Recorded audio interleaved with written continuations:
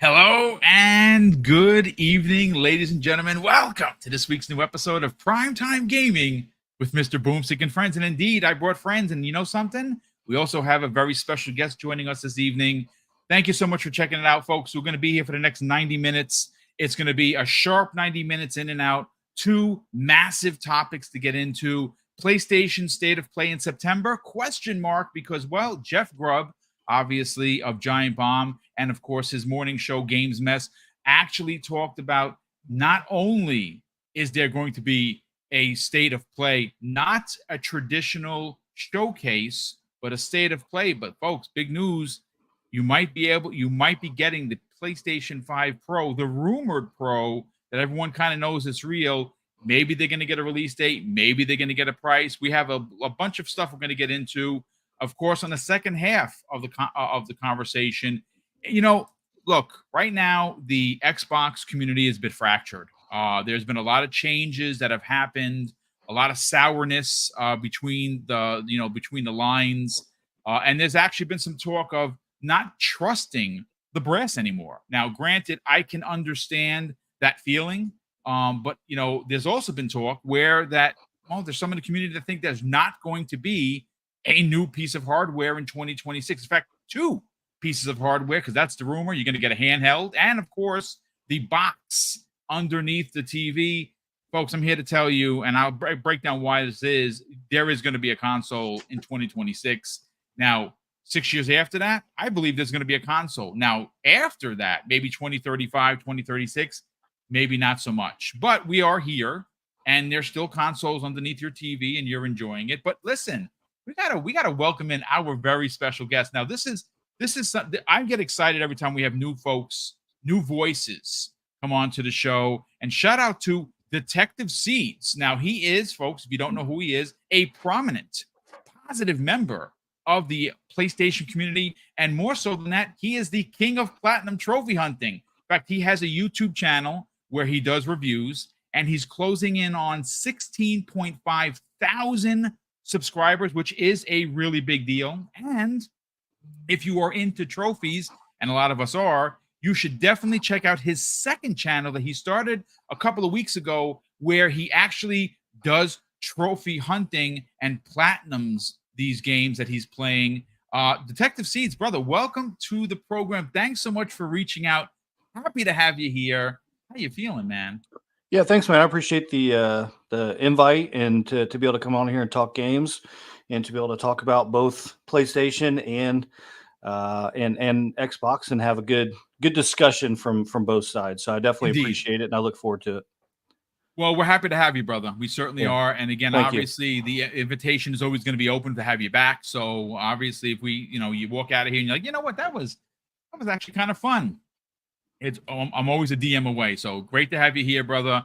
And of course, on the back end of the show, when we're getting everyone out of here, we'll send everyone to your channel to kind of get you to that 16.5, and obviously eventually up to 17, and get you some new subscribers over to your trophy hunting channel, which is pretty cool. Yeah, I appreciate that. Thanks, man. Oh, no. And you're already in the show notes. If anyone is going to watch today's show and be like, hey, I like that guy, his stuff is there. It's double click it to get in there, click it to subscribe, and that's it. Super easy. But hey, Asante, what's going on, dude? You're back from Germany. You had some great coverage. I know that you're jet lagged to hell. Thanks so much for joining us, man. Welcome. I appreciate being here. I feel like I'm 6 hours in the future right now. I should be asleep, but no, I'm excited to be here. There's been a lot going on, and funny enough, when you go to Gamescom, you miss a lot of Gamescom. So I'm actually spending this week catching up on what I would be watching if I was sitting home in front of my screens, catching up on, oh my God, I can't believe this happened. And I didn't see any of that because I was running the streets, running them halls. But yes, I'm here to talk about it. It's all good. Well, we're happy to have you, brother. I'm glad you got back safe and sound. And Hargy Johnny, what's going on, brother? We got some stuff to talk about. Hardware. People in the Xbox community saying nay. We know why there's going to be hardware. I mean, they've been working on it for quite some time. We spoke to some people, which, of course, when we were in LA in June, that, of course, will remain nameless, but they're cooking. I'm very excited, but happy to have you here, brother. Welcome. Yeah. Another week. I'm sure there's going to be more doom and gloom as usual. Yeah, it has been the running narrative for Xbox Nation. Fortunately, now it's I think it's Xbox's fault, or maybe it's the Series S's fault that Concord is failing, right? It's definitely we Xbox's fault. did right? see some kind of Right? that chatter, which is a little strange because okay, but you know, Gotta it's blame it on fine. Listen, somebody. it's Exactly. you know It what? can't be Sony's fault. No. Well, actually, the running joke, and Jez Corden of Windows Central, and of course the Xbox 2 podcast has been running this for quite some time. But, you know, God damn it, blame the Xbox Series S. I mean, Yes. everyone does It's the anyway. potato's So fault. It's easy. but yeah. Series S. God damn it, that S. But listen, gentlemen, let's get right into the topics. And you know, right out of the gate, we got to talk about Jeff Grubb. Now, Jeff Grubb, one of my favorite journalists. He obviously works with Giant Bomb, and he has a live stream that he does in the mornings called, well, the Game Mess. Now, he's been running the Game Mess for years, but now obviously it's a morning show. And well, listen, Jeff, look, like all of us, gets it right and also gets it wrong. I've gotten it wrong a multitude of times, but Jeff is someone that I trust. And Jeff was out here, and again, I want to just pull up the story because obviously we got to give credit where credit is due. Now, Jeff Grubb obviously talked about this September having a Sony State of Play, not a traditional showcase like a lot of the PlayStation fans have been wanting. Listen, if you go back and you look at some of their best work, the Year of Dreams jumps right off the page. And many PlayStation gamers want that again, and they're not wrong for it. Unfortunately, they're not getting that this year. And that's fine. You're getting at least the State of Play, supposedly, rumor, in September, and there's the Game Awards as well. And I believe Sony is going to bring something there. We don't know what that is, but I'm sure they're going to show up with something in hand. But I pulled a story from videogameschronicles.com, and it reads, well, first of all, it was posted by Jordan Midler. This was posted yesterday at 12:22 a.m. in the morning, and the lead title is "A PlayStation State of Play broadcast could happen next month, it's claimed. A mid-generation, more powerful PlayStation 5 is expected to be announced soon." Now, of course, I'm going to read verbatim from the article, folks, and it goes on to say, Sony could hold a State of Play presentation in September, and it's being claimed. And of course, this comes the way of Giant Bomb's Jeff Grubb, who previously accurately reported on Sony's last broadcast. The company will hold a State of Play presentation soon. And this is what Jeff had to say on his morning Game Mess.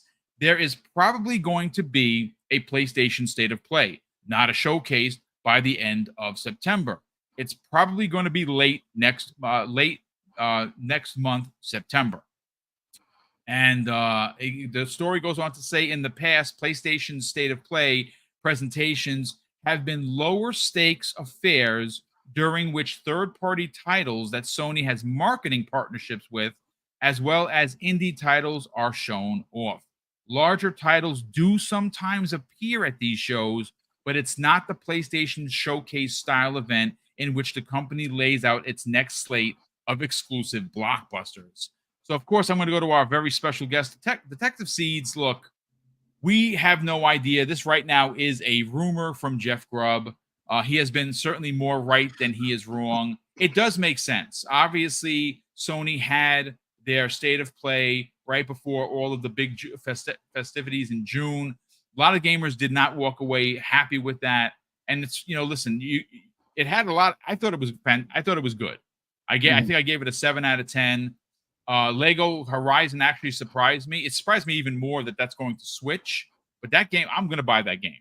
I love all the Lego games. That's great. But the highlight of this show, what it appears and what Jeff is saying, and what's starting to make the rounds on the socials and in the PlayStation community, is that the PlayStation 5 Pro might make an appearance. That is pretty interesting. Again, obviously, this is something that the PlayStation fan base has been asking for. They want more power, as most people do.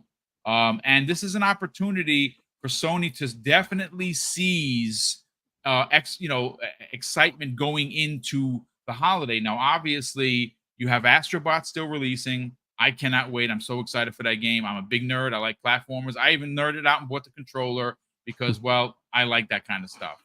But for you, what are you hoping is going to be there? Because again, like the article said, they in the past they have surprised us with a big first party game. I don't know if they have that on tap. What would you like to see? Well, just to give, I guess, kind of set and give some context. I had tweeted back in May about there being a show in September, and so just so the audience knows, I've been fortunate enough to get in and have a good relationship with PlayStation, Ubisoft, and some others because I'm a veteran and I do a lot of reviews centered around and include accessibility features. I also went to school and graduated with an engineer that works PlayStation, so I get some information. And I was told initially that it was going to be a showcase on September the 12th. Since then, I've been told state of play and given two different dates. It's basically the press of a button now when it goes live because it's just a video. It's not like they do it live anymore.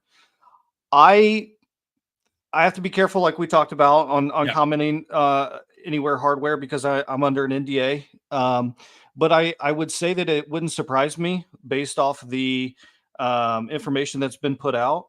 I'm not the only one that knows about several unannounced titles. I know Tom Henderson's commented on it. He said 4 or 5. I only know of 3. So he has access to some other stuff that he's heard that I have not. I think it's time for Ghost of Tsushima 2 to be shown. So that wouldn't surprise me. It also would not surprise me if Sony goes away from big showcases.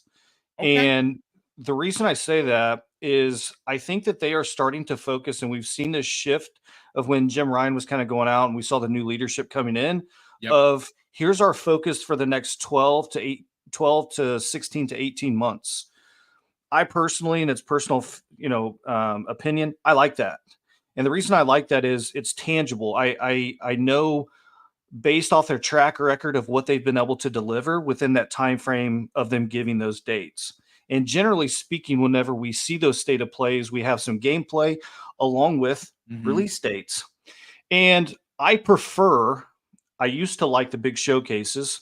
I know we're going to get into Xbox, but it's arguably that Xbox probably had one of the best showcases that they've ever done. This past year. But we came out of it with not a lot of release dates. And I'm the opposite now. And maybe it's just because I'm getting older that I want to see projects that are going to release within a window of I can be excited about it. And it's hard to stay excited when I see a showcase of a game that's 3, 4, or 5 years away. And so I do think, this is my own personal opinion, I haven't been told otherwise, I think that PlayStation is going to go away from big showcases. I think they're going to go more toward directs, Nintendo Directs style. I think you'll probably see 2 to 3 state of plays per year, and then you're going to have Jeff Keighley shows. So technically, they would have an appearance of 5. They're going to be at Tokyo Game Show. I don't expect anything new at Tokyo Game Show other than an expanded Death Stranding 2. They're going to dive into that some more, but I don't to expect to see anything like that. But when it comes to PlayStation as a whole, I do expect them to probably at this state of play set the tone for what state of plays are going to be, because we have seen at state of plays in the past, Herman Hulst was up there with Kojima talking about their new game, about Kojima's new game. That was at a state of play. That wasn't at a showcase. Right. And so I could see them pivoting away from that and saying, here's what we have in the next 12 to 16 months. And sticking to that going forward. I don't see them personally doing showcases going forward. I just don't. Well, I mean, it's been quite a few years since they've done the showcase. And folks, FYI, these showcases are super expensive to put on. They cost millions of dollars. Look at what Nintendo's done. Nintendo has the Nindies Direct, right? But they also have their normal Directs. Now, their normal Directs, they throw haymakers with their games. Mm-hmm. So we've become accustomed to when a Nintendo showcase is going to happen, or a Direct, I should saying showcase. You're going to get something big there. They're not afraid to drop a new Mario Brothers game, or and they just recently done that, and so it again, it makes perfect sense where they're going to kind of start scaling down, because again, these things are expensive, and I would imagine, and again, this is all rumors, folks, that would it would really kind of set a precedence for Sony going into the fall if they had hardware. Now, granted, the price is where we kind of get into the weeds. There's speculation it's going to be well over $600, and there might be some truth to that because of what happened in Japan. They just raised the prices of all of their hardware, including VR in Japan. So I don't know if the increased prices there, you can equate that to a potential $600 or a $700 Pro. There was talk, there was on the socials that the PS5 Pro is going to be 2 terabytes. In fact, if that's the case, then that thing is going to be expensive. I don't expect to see the PlayStation Pro less than $650. Wow. That is my guess. And here's what I would say on that, and kind of expound upon it just briefly. Sure. The day that gets announced, when and if it gets announced, you're going to have people come out and say they're trying to make money. They just want to to get all this money. Well, they're a company. That's what they're supposed to do. Indeed. And the thing is, we're talking a luxury market. We were talking about this before the show, that this is a hobby of ours. Yep. This is a luxury market and a luxury item. If you walk into Lamborghini, they don't care if you can't afford their Lamborghini, because there's somebody out there that can. Indeed. So when it comes to these PlayStation 5 Pros, the market's going to take care of itself. If the market dictates that $700 or $650 is too much, people aren't going to buy it. But I would bet money that for probably the foreseeable, probably 2 or 3 months, if this is a thing, I'm dancing around it, you'll have a hard time getting one, and probably even longer. I do hope that PlayStation does a much better job of trying to deviate and get around the scalpers. They did a horrible job on the launch of the PS5 trying to do that. They have to do a better job. And if they do that, I think you're going to have a hard time getting that. And then we have to look back and say, okay, we had some people say that 650, 700 was too much, but we can't keep them on the shelves. And so you go back to that of, is it too much for you, and were you going to buy it in the first place? Because there is a market for it, and they're going to pay for it, just like Apple knows that, PlayStation knows that too. I mean, Kay Asante, I want to bring you in. Detective Seeds mentioned Apple, and you consistently talk about PlayStation being somewhat comparable when they do when they do their things. Yeah. So I mean, here we go. The rumor is that in September there's going to be a state of play. Now, the state of play is going to, and again, I have a tweet here from member Jor Raptor. It's at JORRAPTOR. Now, I don't know who Jor Raptor is. He has nearly 84,000 followers. So people know who he is. People know who he is. I didn't know. I've right. heard of him, but I don't know. Obviously, I don't know him. Interestingly enough, this is what he had to say on a tweet that was posted earlier this afternoon. Okay. He says, according to Jeff Grubb, a state of play is planned for the end of September. Sadly, no showcase. Here's what could show up. PlayStation 5 Pro with release date hint in points below. Hogwarts Legacy Director's Cut. I did not see that coming. The leaked Marvel's Spider-Man 2 DLC and PS5 Pro patch. New Death Stranding 2 trailer. Kojima has been teasing a bunch, and it seems some press influencers visited the studio as well, and while they were in Tokyo.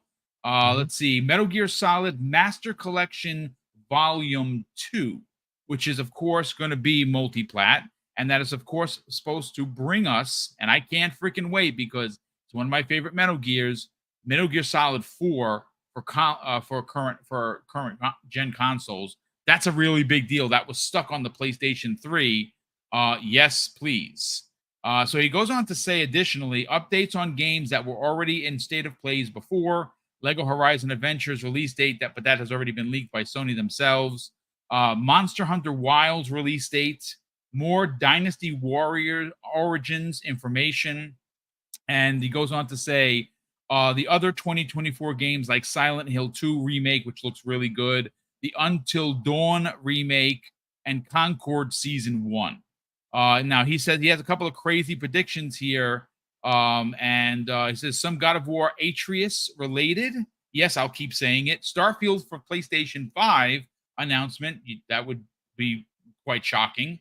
And Ghost of Tsushima 2, which we are all awaiting. What do you think is going to happen? And do you think that the Pro is going to make an appearance? So first and foremost, again, welcome, Detective Seeds. Everything the man has said, I co-sign because it's very logical. It's very, very logical, right? I have been on record to say that I believe the PS5 Pro is very much on deck, soon enough. This is not unusual, right? You can look in the history books of game consoles to see that the mid-gen refresh is a factor in the equation.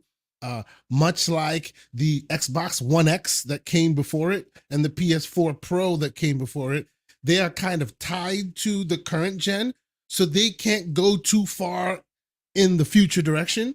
So everything around it must be special, right? Because the reason you want this console usually, or the reason why you want a console usually, is because they blow your wig back with whiz-bang features and awesome graphics and all of this stuff, right? In this instance, even if it can go far, it can't go far enough because it's tied to the OG base, right? You can't undo that because now you're separating your base, which is a pretty substantial base of PS5 owners, and this new one, right? So as the Detective Seeds was saying, there will come a time where it will release and you will probably not see it on the shelves. Now, I contend that's because they will be logical in their pursuits and they won't release 10 million a day one. It won't be some ridiculous, crazy number. It'll be just enough to whet your appetite so you want one, right? Unlike the PSVR 2, which was everywhere, and then all of a sudden people weren't buying it. This one will be special enough because obviously the hardcore will want it, right? And they'll just make sure that it's enough that it's just not enough so that the hardcore can see it on a shelf somewhere and immediately grab it up because, oh my God, this is a PS4 Pro, PS5 Pro. I can't believe I found one, right? That's how you get that market moving. It will be more a talking point than, oh, we're replacing the PS5 with the Pro, right? It'll be there to give you far more. I think that they're probably going to do some interesting AI things and most likely use that stuff to possibly boost frame rates and things like that. But it won't go in a ridiculously crazy direction because it is tied to the current generation of consoles. You want it to push the needle, then they need to cut the current gen of consoles, and nobody's going to do that. That doesn't make dollars, so it doesn't make sense, right? So there's that. Now, as far as will there be a showcase, like, it is very smart that they're doing states of play. Very smart. Like, it is very smart. Why? Because as you guys have all said, showcases cost too goddamn much. It just does, right? And Nintendo has already shown that their directs, the reason why those things can be major events is the actual content they show, not the fact that they have a dude who they paid $10 million to blow a flute. You know what I'm saying? That stuff is great and that's remembered, but it costs them too damn much to do all of that, right? So instead, you roll your own internal teams who does video production, make it nice and clean, and let the content be what elevates that event to a higher level, not necessarily all the whiz-bang money that you spend around it, right? It makes sense.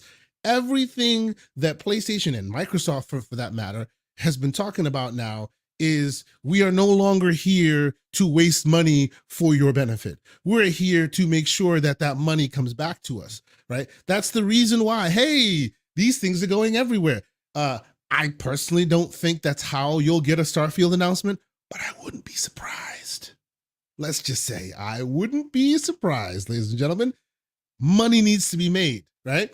And the world where, you know, you're made to feel like a special snowflake because it's only for you. Yeah, that ship has long sailed. You know, Microsoft is doing it their way. I'm pretty confident the Sony will do it their own way as well. It may not be Microsoft's way, but they will be doing all of it their own way. Recently, we heard that They're now creating apps for Steam that allow you to control your DualSense controller. So small steps in that direction, right? So it's all about saving money. That's what it is. It's all about making you happy consumer because you get what you want, which is the game that you want, right? But it's also about how much return on investment are we getting here, right? So with that in mind, I agree. There's no way, I'll even say $700 that you see it for under $700. Why? Because these handhelds are out here and the hardcore are buying them. And they have the equivalent of a Series S in Power Scope, but you're buying it for $800. You think they're not paying attention to that? There is no way they're subsidizing their own hardware at this point, right? To this very day, I've said it multiple times, to this very day, if you buy a Series S console, you're costing Microsoft a lot of money because just that chip alone costs as much as the entire console. Like, they are subsidizing it to a crazy degree just to make you happy. And it don't make dollars. Right? Because after you do that, then they have to rely on you buying a game, buying multiple games in order for them to even break even and maybe one day make profit on you. That world is no longer where we live, right? So I do believe that the PS5 Pro will be $750. The 2 terabyte one may even be $800. Who knows, right? Now, as to the list that Jar Raptor is putting together, none of it seems out of the realm of possibility, right? Now, I would think most likely that the Starfield PS5 announcement would be to a bit more fanfare, potentially, right? I could see that possibly, but of course, what we're talking about is this would be a post Shattered Space world, right? So, you know, by then Shattered Space will be out and people will be playing it. So I could see that happen, right? I could definitely see that happen. Please go ahead. If I might say, there will be, I'm fairly confident there will be no Xbox games announced at the State of Play. Oh, okay. I'll be careful how I say. I had tweeted whenever they said Forza Horizon 5 was going at Gamescom. I knew that it was Indiana Jones. I tweeted it because I knew that there's already a store set up to purchase Indiana Jones in the PlayStation Store on the back end. Okay. There will not be unless they just change something. But I would expect to see it at Jeff Keighley's show. I wouldn't be surprised. But there's going to be an Xbox. I don't think it'll be Starfield, but I think I know the one the next one. But there will be an Xbox game announced at Jeff Keighley's show because there's another one on the storefront. Yes, we will move swiftly along because we're not trying to get anybody in trouble. So we'll just say I agree with you 100%. I agree with you on that, right? There's really, if you look at the list, there's really nothing that you go, oh my God, I can't believe this is on the list, right? There really isn't, right? The Starfield to PS5 thing, that's an interesting drop, but as you're saying, and I agree with you, that won't be a thing. The best we can hope for, which I'd be goddamn happy about, would be Ghost of Tsushima 2. I've been waiting for that forever. I play it all the time. I'm still playing it on my PC right now. So I would love that, right? I've beaten it on the PS5. I'm playing on handheld. That'd be great because that deserves another version of itself. You know, hopefully they push the envelope a bit more. But yeah, honestly, I wouldn't be surprised at any of this, right? Now, what I will say is don't expect miracles. It'll be better in most ways possible, but it won't be generation setting because again, they are tied to PS5, right? They can't go farther in that direction because in doing so, you'll be asking developers to now create 2 separate games. And you're not doing that, right? The developer will make the same game, they'll scale it to the pro level and they'll scale it back to standard PS5 level. So those games that were kind of sort of, you know, on the cusp, the ones that maybe weren't running as stable, now they'll be solid, most likely, because now you have a bit more room to breathe from a resource perspective, right? But because of that, that's why I wouldn't be surprised that there's a 2 terabyte version, that there are all these pro variants of games. Because if they can't whiz bang you with actual fantastical features that they're showing you, then they'll throw the kitchen sink at you as far as pro versions of games and how much storage you can throw at it and stuff like that. So yeah, none of this is out of the realm of possibility for me. I'd be actually surprised if we don't see it. So and just to clarify one thing, so I don't get clipped out of context, the storefront that I'm talking about is on the back end of PlayStation where their engineers can see that, not the general public. Gotcha. I thought that's what you understandable. meant. Yeah. That's how I understood it. But thank you for the clarification. Because Yeah, I want to clarify because I saw it. Well, how can I see it? Well, that's nobody you, exactly. you can't just yet. But, Yes. Yeah. Certain well, people listen, can, but Gen Pop can't just yet. not yet, anyway. Good information. Great way to start. Hargeet, I want to bring you in. Now, look, Hargeet, I went and looked. Yep. There are, I believe, 100, just a pinch under 118 million units sold, according to the stats I have it as of August 2022. Now, of course, this could have changed. 117.2 million consoles for the PS4. What's interesting is 14.3 million of those were PlayStation 4 Pros. So they did sell to about maybe 10% of the populace. I was good for 2. I bought the initial black one, and then Mrs. Boom got me the God of War one when it came out. So this is like Detective Seeds was saying, it's a premium item. Now, granted, if you are a premium gamer, you're probably going to buy it. I would imagine that they're going to have a hard time finding it. And again, to agree with Detective Seeds, they did a terrible job from the keeping these consoles, the PS5s, from the scalpers. Because remember, you saw the pictures with guys in rooms with 400 of them with ski masks. Just ridiculous.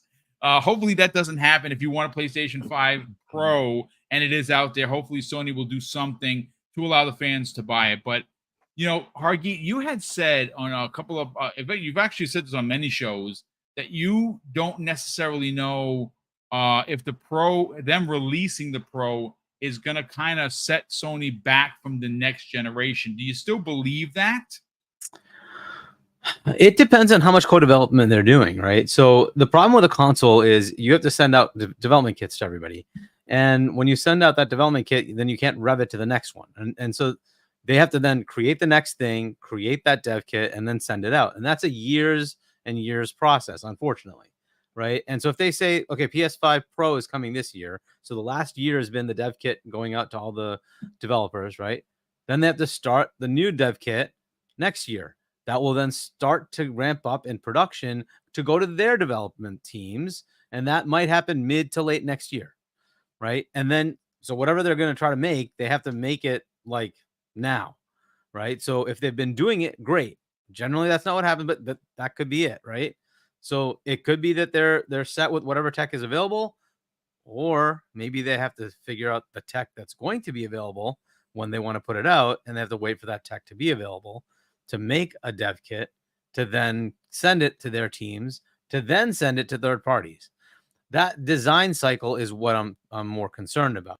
If Xbox is not making a mid-gen refresh, they could figure out this is what we're going to deploy in 2026, and then let's start putting it out, right? So let's go make the dev kits, get our internal teams on it this coming year, get our third parties on it end of next year, and they can start making games for 2026. Right? If PlayStation's putting this out, then they kind of have to delay that. Now, how far out? I don't know. It depends on what they do. This is the tech they're putting out now. It might be slightly less than what Xbox puts out in a couple of years. But as you know, tech keeps evolving, right? There's already a tech gen difference between the PS5 and the Xbox Series X and S, where they finalized RDNA 2, right?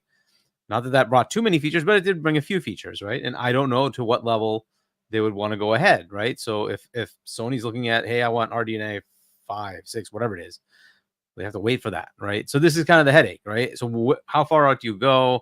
How much of a leap is it? What is the new Xbox going to do? They kind of have to weigh all that, right? So that's my headache with that. Like, so if Xbox is targeting 26, then it's possible they could make one in 27 for PlayStation, but it might push further out. If it's 27, they could potentially do it at the same time. For if Xbox puts it in 27, right, they could potentially do it at the same time, or it really could still be 28. So they're kind of in a quandary once they put this out, but it is what it is. It depends on, like, anything can change. It's up to them. It just depends on what they want to put in that box, right? So here's the other problem is we've had this mid-gen thing only a couple of times. One was to add CD, right? So a lot of the older gen consoles way back in the 90s started adding CDs. The other ones we've had has been just last gen, where 4K TVs started to become a thing. And so they said, hey, let's bump up the generation. It is not needed now, right? We're already at that level where we're getting 60 for most of the games, and we're getting 4K graphics or faux K graphics pretty much all the time. I love that that's catching on. I will TM No, that. that is the K Sante thing, the faux K. I like that. Right, It's but good. why is it we need another one then? Right? What is it going to do? 20K, 8K? Like what? Who has an 8K TV and why would you need it? Like your eyes can't see it. What's the difference? So why would you care? In fact, a lot of people are starting to prefer go down to 1080 and give me 60 frames, then play it at 1440 or 4K and at 30 frames, right? So I don't know that the graphics jump is going to be a thing. So as far as this, I think it's going to kind of do the same thing. It's going to be those enthusiasts. I want the Pro because I want the Pro. Okay, good for you, right? Go buy the Pro. Enjoy, right? Oh, I get 10 more frames. Awesome. Okay, that's great for you, right? Like for the people who care about that stuff, go get a PC. It's not even close, right? Go get a PC, right? If you really want that. But that's like a very small percentage of players. Most players just put the stupid disc in or download the stupid game and play it. That's just the way it is. They just want to play games. So I still think it's going to be a small percentage of the consumer base that's going to buy the Pro. It'll probably be in that same range, 8-9%. Fine, whatever. I just think it hurts them as far as the deployment of the next one if Xbox decides to pull in theirs. But here, I don't know what the heck the future is going to be. Right? We assume that things are going to continue in the same pattern. Well, the ROGs have changed that. The Steam Decks have changed that. Are we going to have 7-8 year generations? I don't know. ROG reference itself like in 1 year. Steam Deck's going to come up with a new one pretty soon.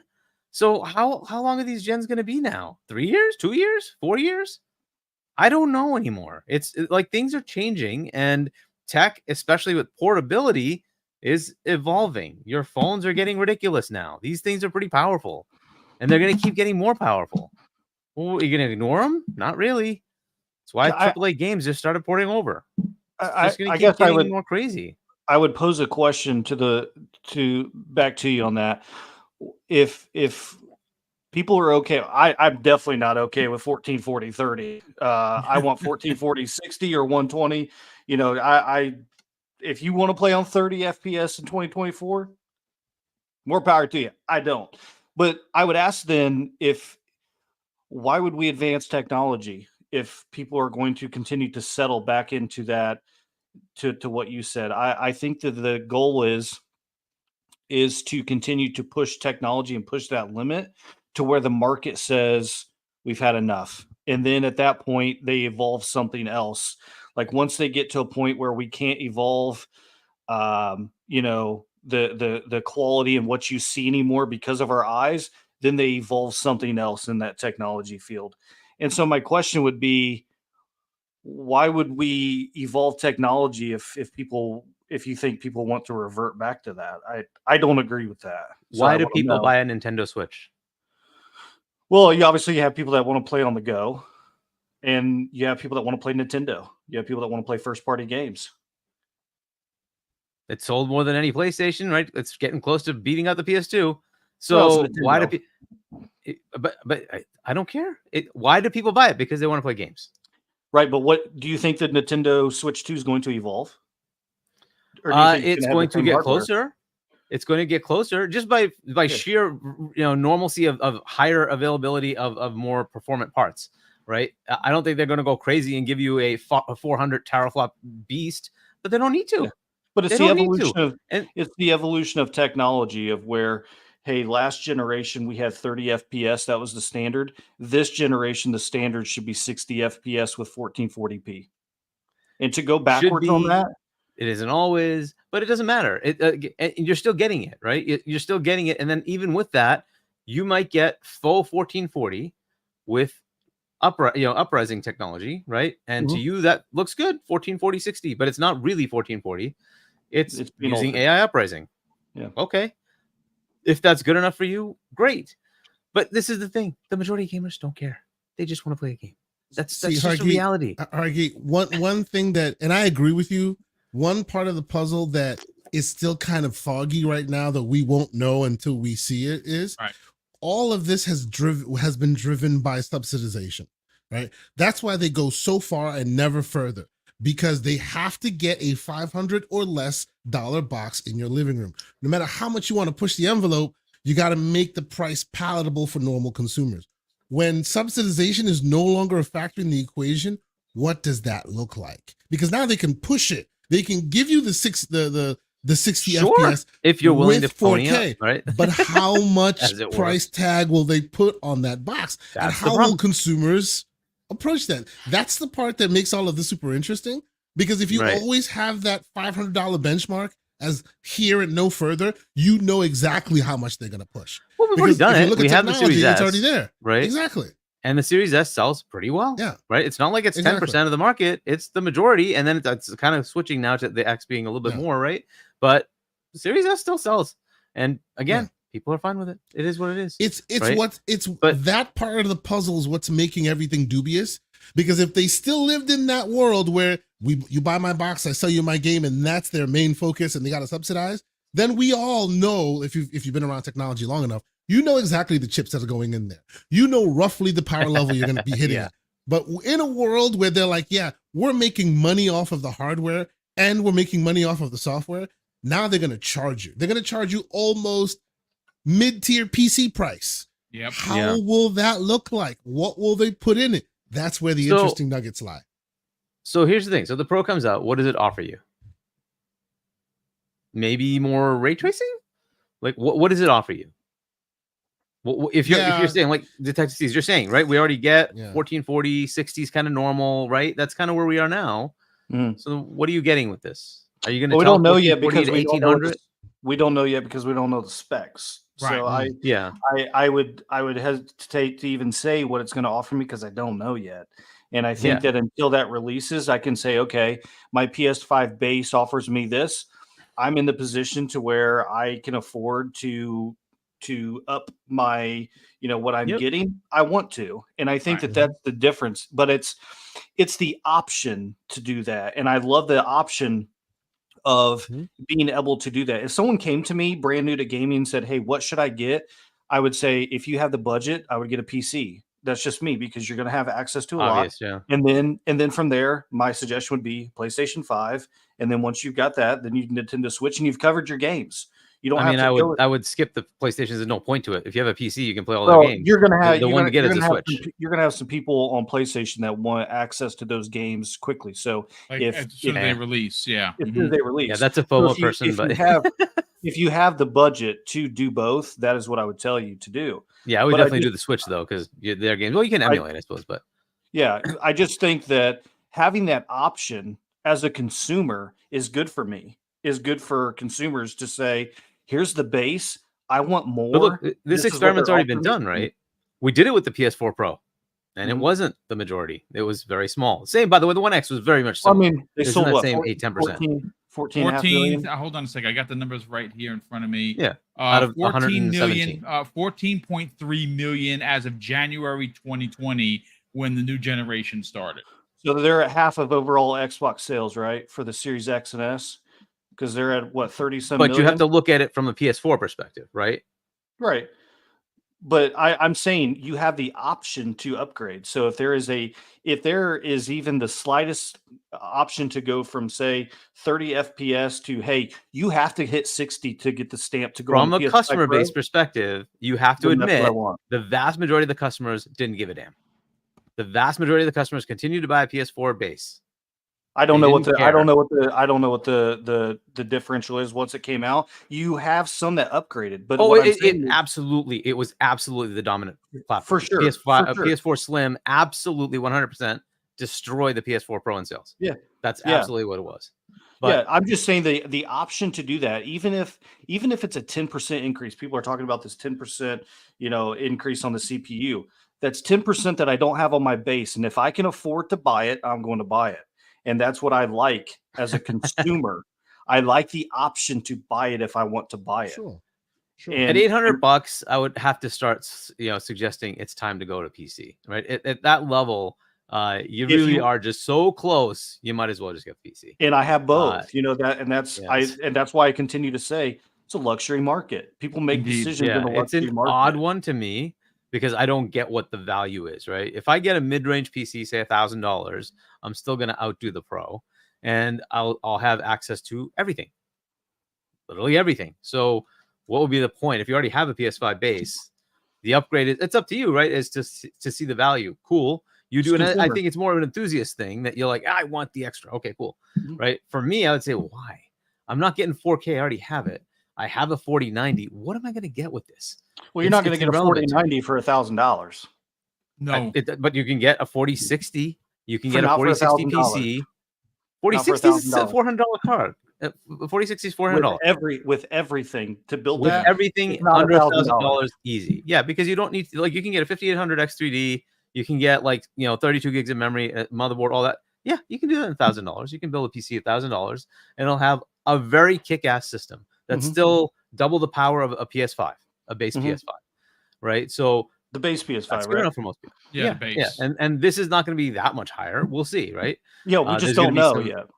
Yeah, I Yeah, mean, obviously because- they're gonna if it shows up at Yep. the event, I would imagine that there's gonna be a block at this event that they're gonna be like, okay, here's the Pro, And here's what you get with it, right? and they're and gonna that's the thing. show off all the And they're gonna pay give extra you all $10 the- for each game. But I agree all day long. If you have the money to buy a PC and that's the direction you want to go, yes. But I also would say some people don't want to sit in front of a PC when they come home. So Dude. you have both. Right here. You have both. My know, PC is sitting next to my Series X, connected to my 77-inch LG C1. for sure. But not everyone has that setup to be able to do that. And I'm saying, if you have a TV, you just hook it up. having the option. And by the way, I by think the that's way, what we're real missing quick, in the night. while you guys were having the back and forth, Lenovo right now has a 32 gig Ryzen 5, 32 gigs. Let's see, GTX 4060, $1,000. Boom. There you go. I bet you it's in a console Then format. I'm wrong. looking, And it thing is, as and well. it is in a console format too. Yes, it is. But Boom. that's Exactly, because dude. because technology moves so fast that Mhm. what That's exactly this it. used to And the cost 4060 is going like to be garbage 15, next 1600 year when the bucks. 5060 comes out. Exactly. In 6 months, it's even cheaper. So How much did So, it used to be? Because I haven't bought a PC in probably year and a half, 2 years. Mid-range is always around I wouldn't there. be surprised. I wouldn't be surprised that this specific machine Yep. was almost $1,700, maybe a year, 6 months ago. Then Something I'm like wrong now. It's I it's constantly admit if dropping. I'm So. wrong. This is the way it Yeah. goes, right? And so, like, either way, PS5 Pro gets announced. All those games that we were listing there, like, that seems reasonable. I Yeah. even think, Mhm. I could see Starfield. I could even see that. But maybe that's at a later date, or it comes out Mhm. later, whatever. We don't know. I think they used Mhm. Jeff Keighley. Yes, think I wouldn't be Xbox surprised. They Potentially. used Jeff Yeah. Keighley. Yeah. I mean, at the end of the year show is his biggest show. Let's call a spade a spade. Every year he gets more millions of people to watch that show. It continues over 100 million usually. Yeah, right? it's unbelievable how many people watch the show. So again, if you were going to make an announcement like that, let's say Starfield to PlayStation 5, because it's inevitable at this point. Yes, that would be the place to do it. Listen, But yeah, so those games seem reasonable, and that's not a bad thing. As far as the state of play versus showcase thing, I don't know what's the difference anymore, right? We're not seeing showcases outside of Keighley. Nobody's doing them. The June showcase is still the same bloody thing. It's a pre-recorded, Yeah. we're premiering. There you go. They're not doing a live thing. That stopped. The only one doing live is Keighley. yep. And even Everybody Keighley else is doing doing live pre-recorded. is literally Keighley doing live is literally standing in front of a green screen and then videos roll.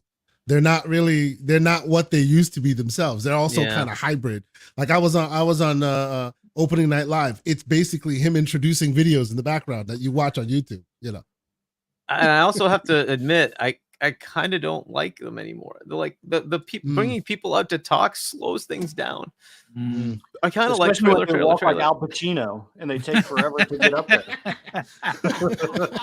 I mean, that dude is old, man. Come on, man! so- This is 2 game trailers. Let's go. Yeah, you're not wrong. Listen, So- It seems that Nintendo has just kind of showed everybody how it should be done. It's on the cheap. Yeah. It works. it's on the People cheap, like it. and you have It their makes everybody executives go everything like else this. just seem exactly. And you don't have Yeah. mistakes, right? you There's have no, mistakes. I misread what was on the, the Yeah. thing, the teleprompter or whatever, right? And so it's just, and you can fix things, like, and you can change the order and like pre-test it. Did this work better? Did it work this better? Way better, whatever. I don't know. It's gonna be tough to go back to live showcase stuff. I think it's just gonna be kind of like this now. Well, I mean, listen, I like the look. Let each individual platform do their own thing. Xbox is going to have their 2-hour showcase. Nintendo is going to have their, because again, the Nintendo shows are bangers. Okay, maybe not every game is for you, but I buy almost every first party game, not only for me but for my nephew. So they get me times 2 for almost every show. And Sony is, well, apparently, based on the information, they're no longer going to be doing the quote unquote showcase. They're going to be doing the state of play. And you know what? If that works for them, then so be it. But listen, I want to get into the Xbox hardware conversation. Kay and I were talking today. We did a little of this morning when we were talking, because there are some people, some camps that believe that, you can't trust the executives. I know Sarah Bond said that they're working on a groundbreaking piece of hardware. We heard some very similar tones when we were in LA speaking to, well, certain people that will remain nameless. I believe that you're going to get 2 pieces of hardware. I believe you're going to get the traditional box. Well, it looks like an Xbox, but I do think that there is some, thread, if you will, to it being a PC-like device, maybe having Steam on there, maybe having Epic Game Store. I believe there's going to be some of that in there. I believe there is going to be a handheld. But before we get to that, gentlemen, I just got to catch up on the super chats. It's been quite a few of them. I Love Coffee drops a very generous $5 super sticker. So thank you so much, I Love Coffee. Appreciate you being here, brother. We have B Martin 001 who has gifted 1 Double Barrel Gaming membership. Dude, that is crazy generous of you. Thank you for the support. We appreciate it here. RC Polygons drops a very generous $5 super chat and says, Call of Duty's next event was hyped. I enjoyed seeing that every time they talked about the beta, they talked about getting into the beta by pre-order or Game Pass. Yeah, I just saw the notification popped up for me. I don't normally play Call of Duty. I'm definitely going to give that a shot. I Love Coffee drops an additional very generous $5 super chat and says, can't wait to come on eventually. Yes, brother, we're going to get you in on October. We'll set that up. Don't even sweat it. Barbecue Game Cat. Well, welcome to the program there, dude. And thank you so much for the $5 super chat. And he says, the ROG Ally, a 4090 EX GPU Magic, Boom Halo. Let's go, Hargeet, that book, damn. Well, thank you for being here, brother, and thank you for the generosity. Alvin drops a very generous $5 super chat, and he says, I would more likely upgrade to the Pro if it's an $800 and it's substantially upgrade rather than the $650 small upgrade. Steed is correct on market demand. Indeed. Yeah, I believe so. And I think, again, we're going to get into this on the second half of the show, but KS Hunter had said on many shows that he believes this subsidization that goes on with the consoles is done. Like, the next Xbox is going to cost you $800 because it's going to be an $800 box. You know what I'm saying? And they're going to get my money. That's because I want that power. And if that's what it costs, that's what I'm getting.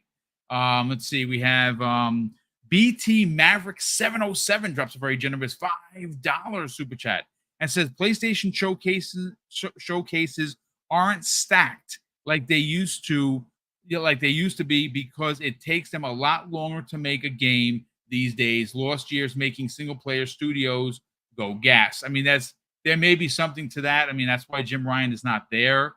They did change strategy, and they did change that strategy with a lot of people, but these games are taking 5, 6, 7 years to come out, and it's just a lot of work.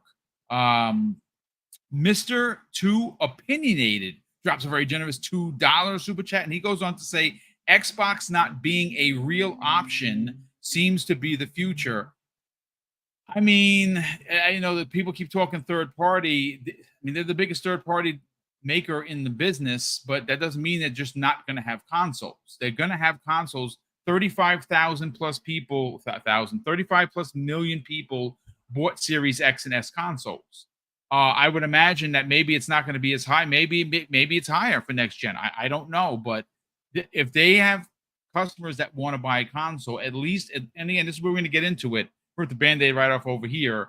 I believe there's going to be consoles at least for the next 2 generations. Now, am I wrong? Well, potentially, depending on where technology goes. But I think we got at least 2 more hardware releases. But again, that's just my personal opinion. So Detective Seeds, I want to go to you on this. Now, I wrote out this topic because it does literally correlate and run parallel to what we just talked about with the PS5 Pro.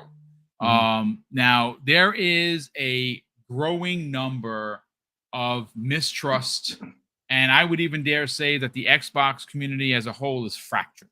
And obviously, we saw ramifications of what happened in February of this year, where they had to have that business meeting update, where some things were discussed. Not all the answers that people wanted were explained, but we kind of had an idea of where Xbox was going to take their business. Because again, like Phil Spencer said in that interview that just happened at Gamescom, they're a business and they need to, ROI, return on investment. They borrowed $70 billion to get Activision, and the investors are going to want that money back.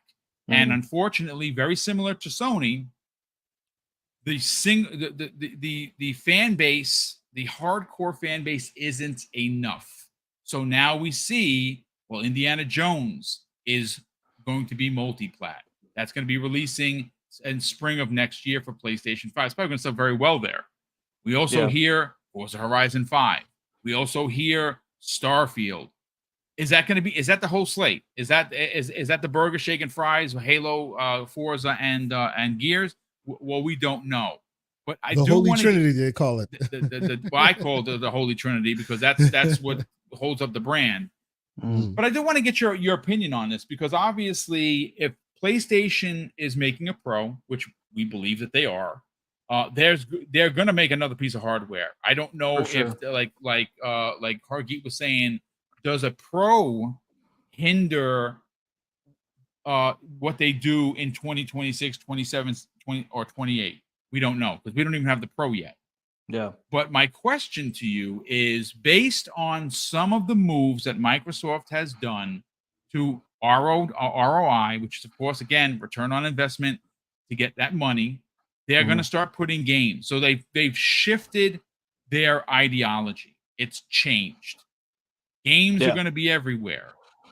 How confident are you that there's actually going to be a piece of hardware or pieces of hardware in 2026? Well, Hargit was on the same show with me back in, I think, January of this year or last year, whenever we were on Gaz's show, where I walked through in detail and gave, hey, this is what Xbox is going to do, kind of a just business plan layout. And it is verbatim exactly what they're doing. I think that they're going to continue to make consoles as long as the market demands it. I stand by market demand. My big boy job, I work in the area of sales. I work in electrical and energy division for a large billion-dollar global company, and we go by market demand, and we set our prices by market demand, and we bid market demand. And if the market says, hey, we're going to buy 35 million consoles, well, I don't think they're going to walk away from that. My question, though, is going to be, and like Asante said, if they don't do a Series S in this next generation of console, and because I do think that played a big part in a lot of people buying into the Xbox division, because it was a cheaper way to get into next gen. Will the market demand be there for Xbox, or will those people shift over to PlayStation or go straight to PC because they have the ability to play their Xbox games on PC? But in terms of having a console of some sort, I don't see consoles going away. I haven't seen any really impactful data that says the console market in itself is slowing down. I mean, right now PS5 is on pace above PS4 sales. Last I looked, by 7%. 7%. Yep. 7%. And so Xbox was obviously down. Xbox Series was down under the Xbox One, but that's also when you have Phil and some of the others saying you don't have to buy a console to be in our There you ecosystem. go. That also speaks volume to a consumer. If I go to McDonald's and they say you don't want our fries, you don't need our fries to enjoy a meal here. Well, you're telling me I don't need your fries, so I'm probably just going to get a burger and then leave. And so I think that if they want to continue to do hardware, I would try to protect that messaging a little bit better than what they're doing now. But I can't sign on to saying consoles are going to go away. I mean, 35 million consoles. We like to poke fun and say, PlayStation's outselling them, X number to one. 35 million consoles is still a lot of consoles, whether it's down or not.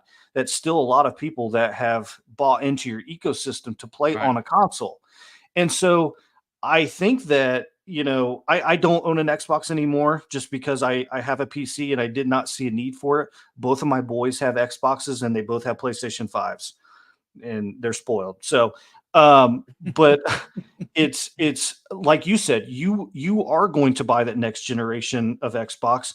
I am not, but I love that for you because you're a consumer who has the option to do it. Right. And I'm all about the option of where you can play. I'm probably Sony guys aren't going to like this, but I'm not opposed to Sony in a lot of cases allowing PC to play those games earlier. The reason being is I'm pro-consumer. I don't work for Sony. I don't work for Xbox. So if I'm a consumer and I want to play that game, granted, it tarnishes the brand. That's what it does whenever you take it earlier. But at the same token, I'm a consumer. And if I want to play it, I want to play it where I want to play it. And so I don't see them getting rid of consoles. 35 million again is a lot of consoles, whether you want to make fun of it or not. It just is. And so I can't sign on to them getting rid of consoles. I think they're going to continue as long as the market is demanding it and they're requesting it. Where there's a demand, they're going to have a supply to fill it. I mean, it's a great point all around. Look, here's a perfect example of what you're saying. And Kay and I talk about this all the time. I'm the perfect test case for it. I can, if I want, go out and put a rig and build it up around a 4090. I have the financial means for it. I don't want to do that. I honestly do not want to do that. I am a simpleton when it comes to that. Give me the box, put it under the TV, download my game and play. That's what I like. Again, I understand I am going to be I'm not going to get the frames. Like people who played Hellblade 2 at 60 frames on their beefy rigs. That's great. Did you enjoy it? Awesome. I had the exact same fun at 30. Now, granted, I make no excuses that we are buying next gen hardware. They should all do they should all do 1440p 60. That should be 60 should be the standard. I'm not going to argue that. But for me, I have the means for the PC. I don't want to be bothered with it. So I'm happy with the consoles. And I think you're onto something here.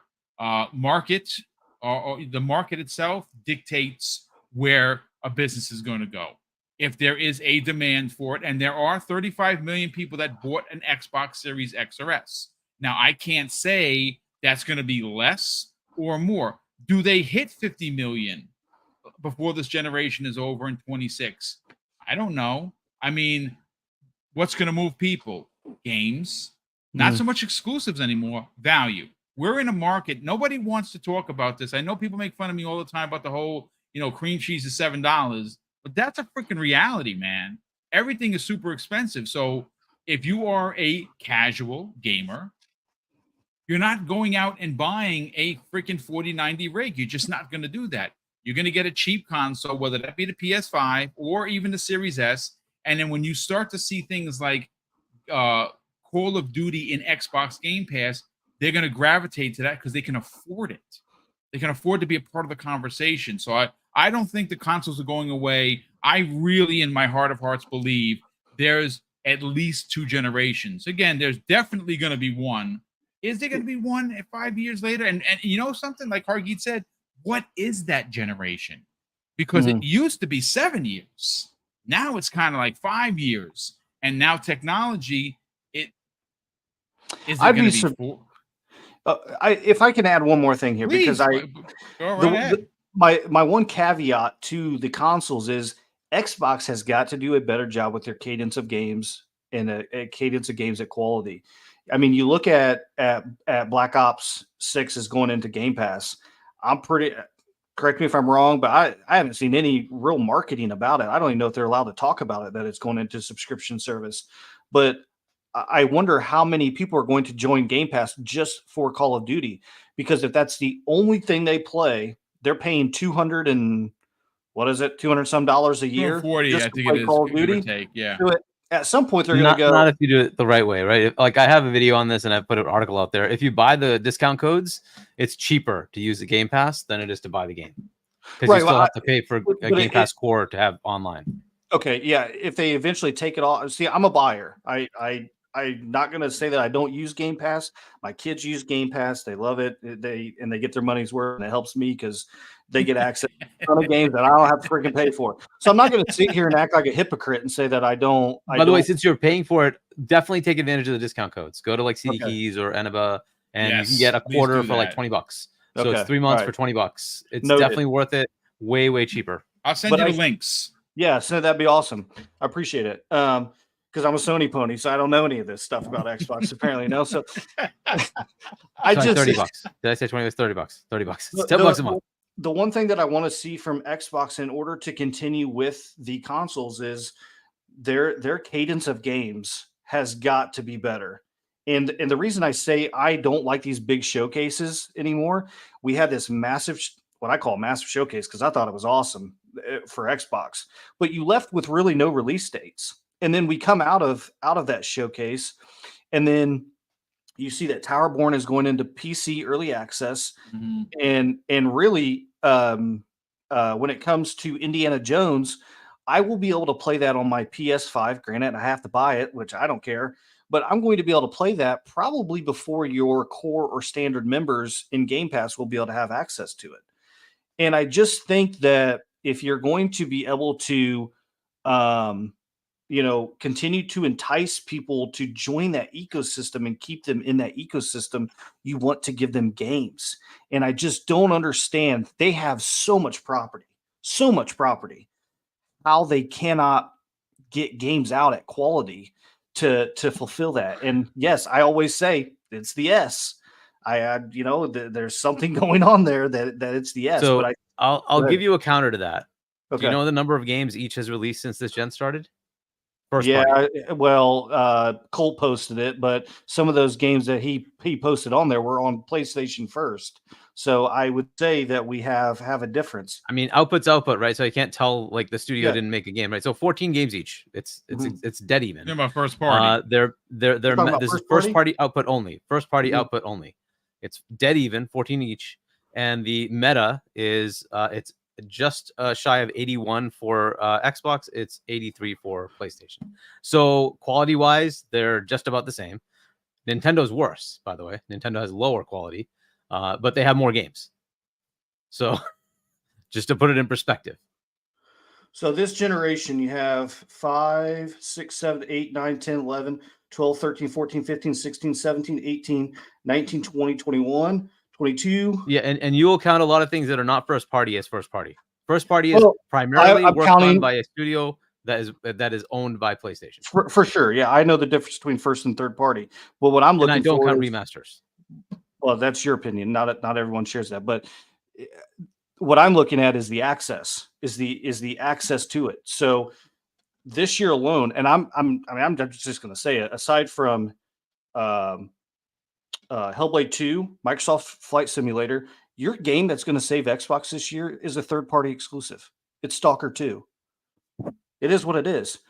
I don't have access to that game for my PlayStation, but you're going to on Xbox, and guess what? That just saved your year because that game looks like it's probably going to be pretty good. Yeah, so PlayStation's year looking like they got Concord, whoopity-doo. They got MLB The Show, and then you got Astro.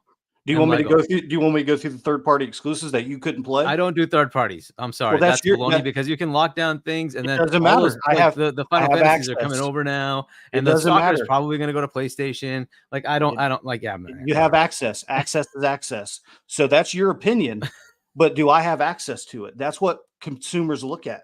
They go, But you're talking about what Xbox can do, right?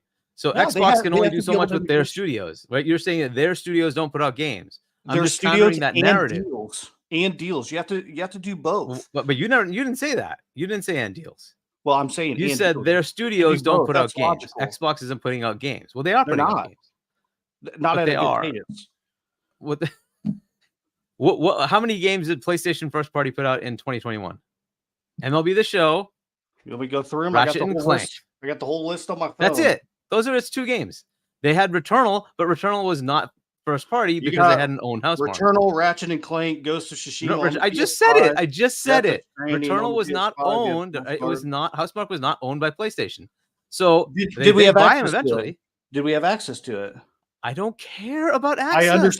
I understand you don't care. First I understand. party. Did I say the words first party or not? Did I say the words first party or not? You did. What was the first party output?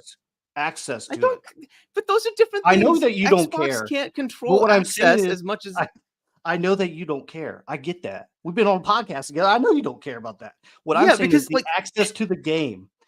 But you're asking a company to control other things. They can't. They have a lot of those deals, but it takes time for them to come up. And then some of those games come up and nobody cares. As does Fall Game, Power World. Yeah. I could go on. There's plenty of games like that, but you guys don't care. You always ignore those. So I'm like, fine, I'll flatten it. Of course you do. Of course you do. Did you mention Power World this year? No, you didn't. You ignored it. But it is what it is. So Power World is playable on PC. Everything Xbox is playable on PC. That's part of their requirement. You must deploy on PC. Okay, that's what they do. What I'm asking you is, what is the input that they are pushing in to get you to buy a console? The topic of this conversation was consoles. So what are they pushing for you to continue to buy a console? Somebody like Boom, who doesn't want to go on PC, who wants to have Game Pass. There you go. But you have to have a cadence of games in order to get into that ecosystem. But they have a cadence of games. Oh my god! This is the thing. You've seen Game Pass, right? That's your opinion. How many games come in every month? What, 2 to 3? Oh no, no, it's like 10. About 10 to 12 per month. And this is a problem. Perception. Yeah. It's perception. 2 to 3 come into freaking PlayStation because they're useless. They don't have a good subscription service. So you're comparing them to that. It's the same thing. We have what 400 games to 500 games. This is say you're 450 games. It is what it is, guys. Like seriously. Well, this is the thing we don't run into. It's always like this perception. There's not even any reality to it. Well, look at the end of the games you're getting. Seriously, look at how many games you're getting every time in PS Plus Extra versus Game Pass. Look at the number of games. It's not close. That's what you're saying. It's not an opinion, and don't say that word. It's not an opinion. It's just fact. Then show it. It's fact. Go look at how many games come out every month in PS Plus Extra. You're presenting and go look at how many games come out every month in Game Pass. You're presenting that. How many games came out this month in Game Pass? I'll go look at the exact number if you want. It'll be like 8 to 10. It's the usual. Well, for August, it's probably a little bit more than that. There's been quite a few. But listen, let me bring a case on thing, and let's talk about the hardware, because again, obviously that's the crux of the conversation. Asante, we talked this morning. There are some folks that are in there. I hate using the word in your fields. People are disappointed that the console, specifically Xbox, isn't going to maintain its exclusivity the way it used to be. Exclusivity has changed. Do I agree with it? No. I'm an old school cat that kind of just wants my chocolate without the peanut butter. But that's not the reality that we're in, right?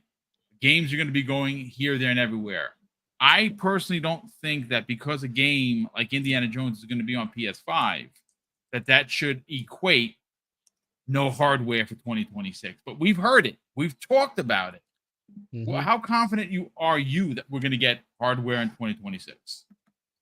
Or at least next generation Xbox hardware? Yeah. I'm pretty damn confident that we're going to get hardware in 2026, because right now, today, if I want new records from my record player, I can still go to the store and buy records out of my record. You used to buy a record player. I can still buy a record player today. Is it the primary method of playing your games, of playing your music? No. But if you are a person who wants that, you can have that. Now, two things real quick, because I enjoyed the back and forth with Detective Seeds and Hargeet here. First off, Detective Seeds said they need to be very careful how they market themselves, because if you keep going to McDonald's and saying, hey, you don't need my fries, he'll buy a burger and leave, right? That right there was a very apt comparison. That was a very apt way you put that, right? Because if all you're selling are fries, then that's all you're looking at. That's not all they're selling. You can buy a burger and leave. Where's the metrics for burgers? No one counts that, right? They don't need you to just buy their console. You can roll your own PC, and that counts to their numbers. You can be on another service. You can have just a browser, and that counts to their numbers. But because you and I and a few others who love consoles only look at that singular metric as the mark of success. If you look at their numbers, right? PlayStation takes a lot of money home. Nintendo takes a lot of money home. Microsoft dwarfs them every time. Not Microsoft, Xbox.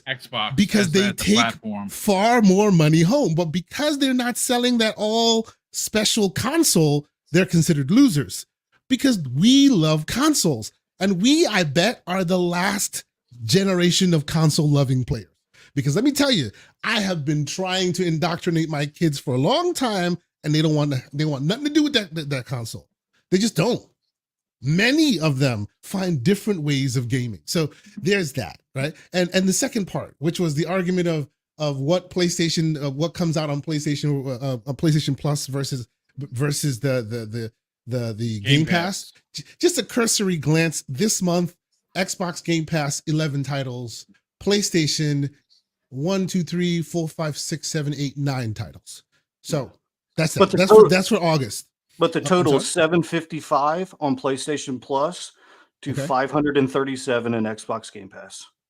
That's as of last month. So I'm just laying out. We're talking the pool. Yeah. No, that's fine. But I mean, is that included with PlayStation 1 and PS2? It's all, yes, that includes all of it. That includes all of it. And then Game Pass premium edition, not extra edition. And let me be clear. I'm talking as a guy who is a subscriber to both.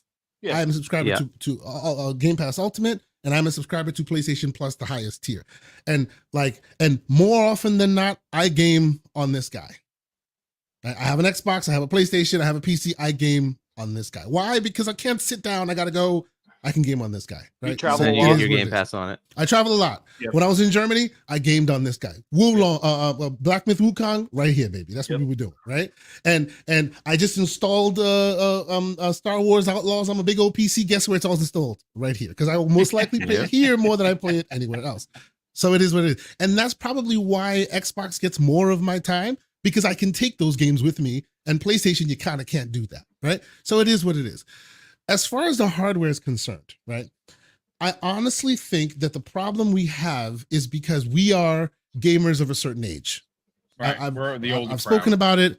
Yep. I've written about it. I've made the facetious joke that we are horseshoe makers, and the Jetsons just came into our upper atmosphere. They hit the button on their car. It's now a briefcase. We aren't driving that car. We're the ones still going, but these horseshoes won't make themselves. This is amazing, right? We are the last ditched effort of a bygone era that's slowly passing us by. I was talking to Everborn Saga. He said people don't want to hear it because it shows them their own mortality. You know, you're no longer the person that people are talking about or talking to, right? So like the idea that, oh my God, we have to, if the console sales go, it'll go with everywhere. Like that's where the whole thing goes. Like, so when they announced that they were putting Indiana Jones on PS5, right? I was in the room when they announced it, right? And as soon as I was done, 6-hour time difference, I jumped on my Discord and I heard a lot of the Xbox players go, oh my God, it's over. The brand is dead. Let's just pack it in, ladies and gentlemen. Since that time, I walked the floor of Gamescom. 500,000 people walked that floor. Okay, there are 10 halls, and each hall is a football field. Okay, and every hall has a bunch of booths from every representative from PlayStation. Well, not PlayStation, Sony, because they had other things there, and all these other third-party vendors. The Xbox booth was literally an entire hall. They owned this market. Like, it was ridiculous. Like, the juxtaposition that I had, I was laughing because people were like, it's over, pack it in. And they literally own the entire booth, and their booth is full of people stretching a mile wide. Like, I brought my brother, and just a quick aside. In Europe, they dropped the ball, right? They released their hardware way late. So by the time the hardware got there, a bunch of PlayStation had already solidified the ground. So people in Europe, specifically the Netherlands, think Xbox is dead. They don't even have Xboxes anywhere. Most people don't even notice it exists. And my brother is a barber. He owns barber shops all over the Netherlands. So he has consoles in his barber shops. So he's like, oh yeah, I'll come with you. So he comes with me to go Gamescom. I leave him in the booth, right? And I'm like, okay, I got some appointments. I'll be back in a few hours. 6 hours later, I'm like, hey, where are you, man? I'm still at the Xbox booth. He can't leave because there's just too much shit in that booth. Like, it is around the damn corner. So the idea that they're dying is just our purview.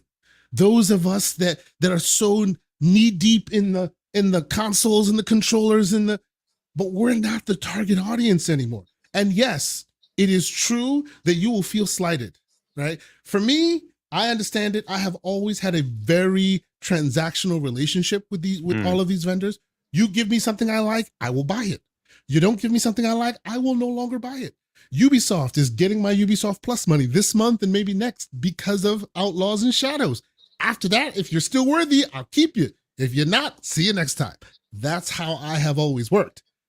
I know I'm not the target here. I know that mine's not the popular opinion. I get that, right? But this is the reason why we fall into the trap of, well, this is the thing that they're supposed to do, and if they don't do it, it's over. They don't care about your thoughts on this anymore. You are no longer the target audience. I sat there, spoke to German people. They were like, hey, man, that Forza Horizon's better than I thought. I'll wait till it comes out on PS5 and I'll play it there. And Microsoft went, thank you. Mm-hmm. They don't care how you feel about it, right? But that's not to say screw you, gamer, who've gotten us here.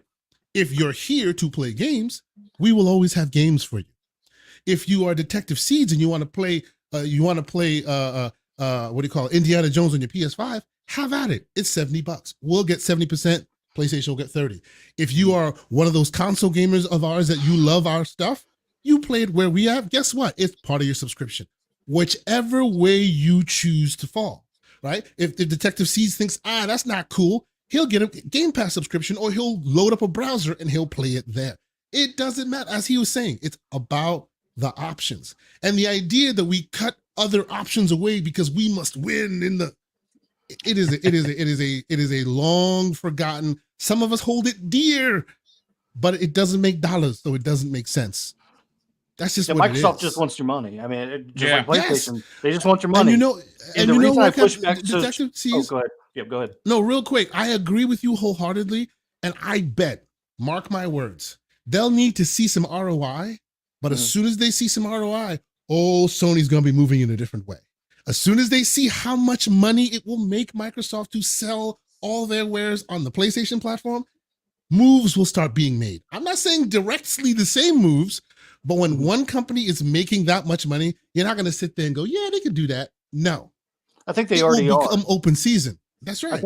I think they already are. And the reason I push back so strongly on the PS Plus premium is because the games that go in there from both sides is, like I said, there's over 700 games in PS Premium. There's over 500 games in Game Pass that you have access to. One service doesn't suck. PS Premium doesn't suck. Game Pass doesn't suck. Whenever I have Game Pass on my PC, I want to see more of those first-party games in a better cadence because that's what we. But that right there is a very console-specific, console-centric outlook. Because 100%. If you look right now, just at Game Pass, I literally have it up. Crash Bandicoot, Insane Trilogy, Creators of Ava, Modern Warfare 3, Kunitsugami, Dungeons of Interburg. I can keep going, right? Yeah. If your priority is games, Flintlock, right? If your priority is games, there are game after game after game after game. There's 11 of them just this month. And next month, there'll be more and more. Whether they're first or third, you probably haven't played them. And they'll be yours to try, right? Now, similarly on the PlayStation side, there is, but I will tell you, like as a guy, I love indies. I'm a big indie gamer. Chia, that was on PlayStation 5 that I played, is now on Game Pass. Right? It is now right now on Game Pass. I can play it. Neon White was a big hit on Steam. Now on Game Pass. What I will tell you is, with the exception of like recently, what was it? Animal Well, which PlayStation Plus scored, which I thought was freaking awesome. They don't tend to have those games that keep me going back to them. Every once in a while, I'll find something amazing on PlayStation and I'll play it. But more often than not, like, because the fact that I can just take this with me wherever I am, right? Because I have the handheld, right? And the specific content that they offer tends to speak to me more. I tend to use this service more, right? I pay for both. I want to use them as much as equally as possible because, again, transactional relationship. I don't want to buy and not get what I think is worth. And I think it is personal preference. That's why I like, and I continue to mention. I continue to mention the idea of options. I want the option. So where Hargeet might love Game Pass and everything that's on there, I may not. I may want 100%. What he called or movie games, I think is what he said. Sure. I like those, and because it's a preference. As do I. And so when I say the options, that is why I'm like, hey, I guess you could say I get defensive over the different services because they're options. I don't see Game Pass as a negative. I would like to see more first party and more exclusive to say, I got to go over there to play that. And now I got to go over here to play that. Yeah. That's me as a gamer, that's what I love. You know what though? My argument to where we are today is it's even in a world where you can play games everywhere, right? Yeah. You go to certain places for certain things, even if it's not the content. Why do I play Game Pass all the time? Because where I left off on my PC or my Xbox, I can pick up right here. Yeah. And that's something that only they offer, right? Yeah. And my game saves carry with me. It synchronizes across the board. On PlayStation, I don't get that option, right? But on PlayStation, if I'm having a problem with a trophy, I can go hit that button and it'll go, hey, go here, try this. Something that PlayStation doesn't offer, that the Xbox doesn't offer. I believe that in the future, where these false exclusivity walls are broken, because that's what they are, these things work across the board. Somebody just decided to make you feel like it's here, not there. There's no need for it not to be anywhere. The reason why you will choose one versus the other is because the ecosystem around it offers you features that differentiate themselves in the market. That's the reason why Steam is king and none of their games are exclusive. Like they are a place that offers you something that you can't get anywhere else, because even though you can buy your games everywhere, Steam gives you this ecosystem and gives you all these features that make you comfortable buying there. When they're all that way, when PlayStation is that way and Xbox is that way, and they're offering you ecosystem level features, that's how they'll continue to differentiate themselves. The only reason why people go, it's got to be exclusives, is because it's been exclusive since before we could grow some of these.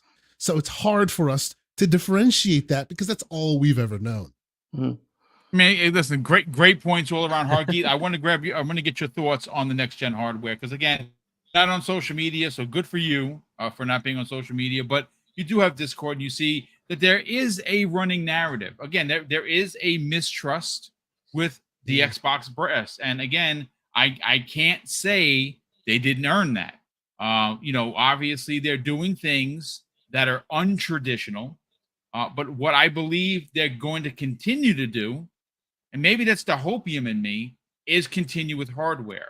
Because again, like Kay and I were talking, there's going to be a point, not this gen, certainly not next gen, but maybe the generation afterwards, where there's going to be an Alienware Xbox, that you're going to be able to get an Xbox that's built by Lenovo. Take it to the bank, man. Take it to the bank. And that's definitely a possibility. And they might be around ahead of the curve with Sony, where Sony's very traditional, almost to a fault, where they're going to release a PS6. King says otherwise, but there's probably going to be a PS6, and it's going to be a Sony-made PlayStation 6. I don't know what happens for the next gen. Again, the next two pieces of hardware that are rumored for 2026 are handheld, which I think they need, and I think that's going to be brilliant. And, of course, the box underneath the TV. How confident are you that that's going to happen? Well, they can look at the market and say, because you have to understand they have two platforms, right? There's Xbox and Windows, right? So, and essentially Xbox is Windows. It's just stripped down to be a console friendly interface. So in that world, Windows isn't going away, right? We all assume that that's not going to happen, right? So Windows isn't going away. So one way or the other, the billion or so gamers that are on Windows are still available to them.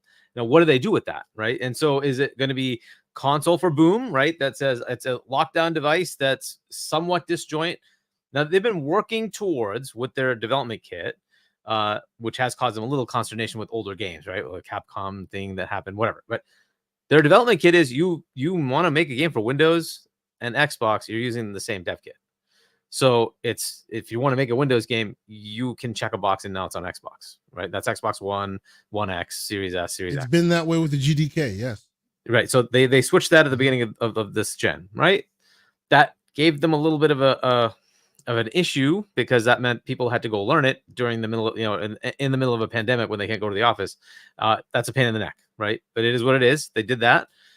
And now that's the case. If you continue down that path, you say, well, what's the bloody difference? If it's really just a checkbox, why not just eliminate the checkbox, right? And just say, hey, you're just publishing a game in the Xbox store.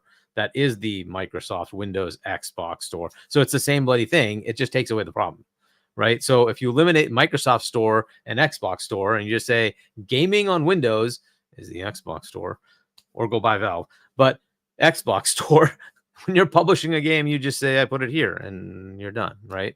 At that point, it just shows up on both, whether you want to play it there or here. And then you just put in requirements that say it's going to have achievements. It's going to have controller input. It's going to blah, blah, blah, right? Stuff that you already have. Not a big deal, right? So that's kind of the general path. It doesn't make it, it's not very difficult to get there. They're going to do the same thing on mobile, right? They're already looking at a mobile store, right? They're going to have a mobile game store. That's something they've already talked about.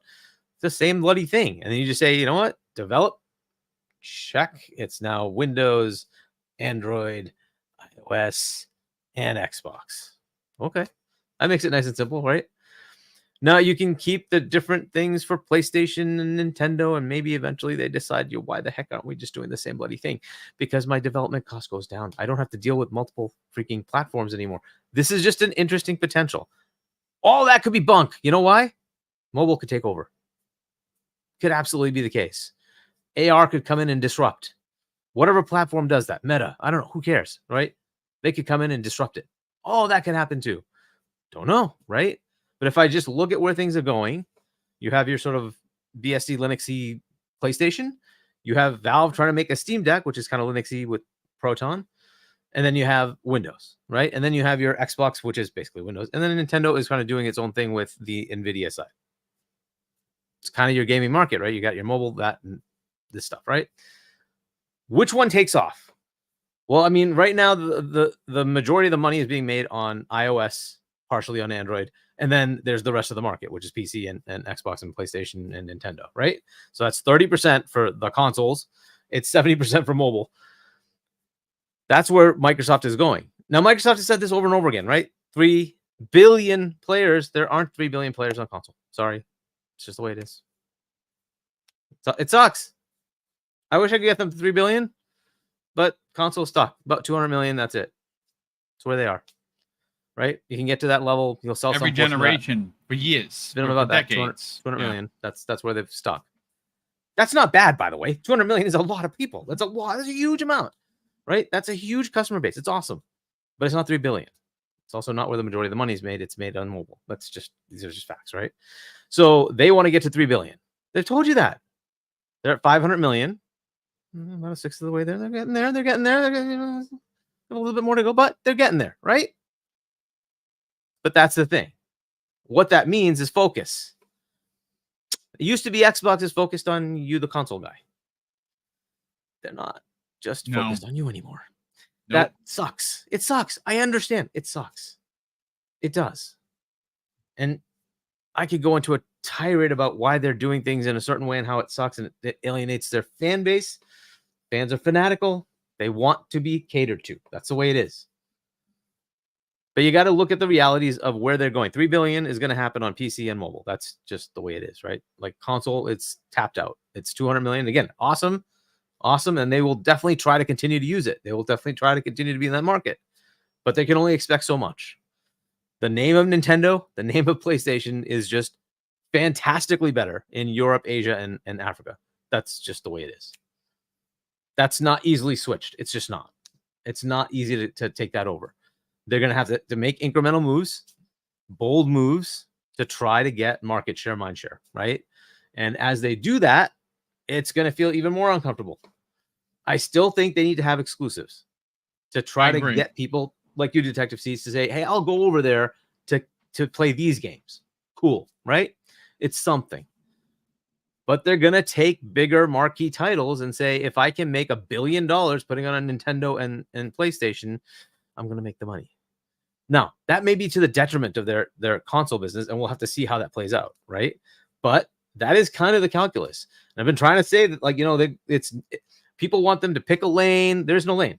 Nobody has had this much, right? They bought the biggest publisher in ABK.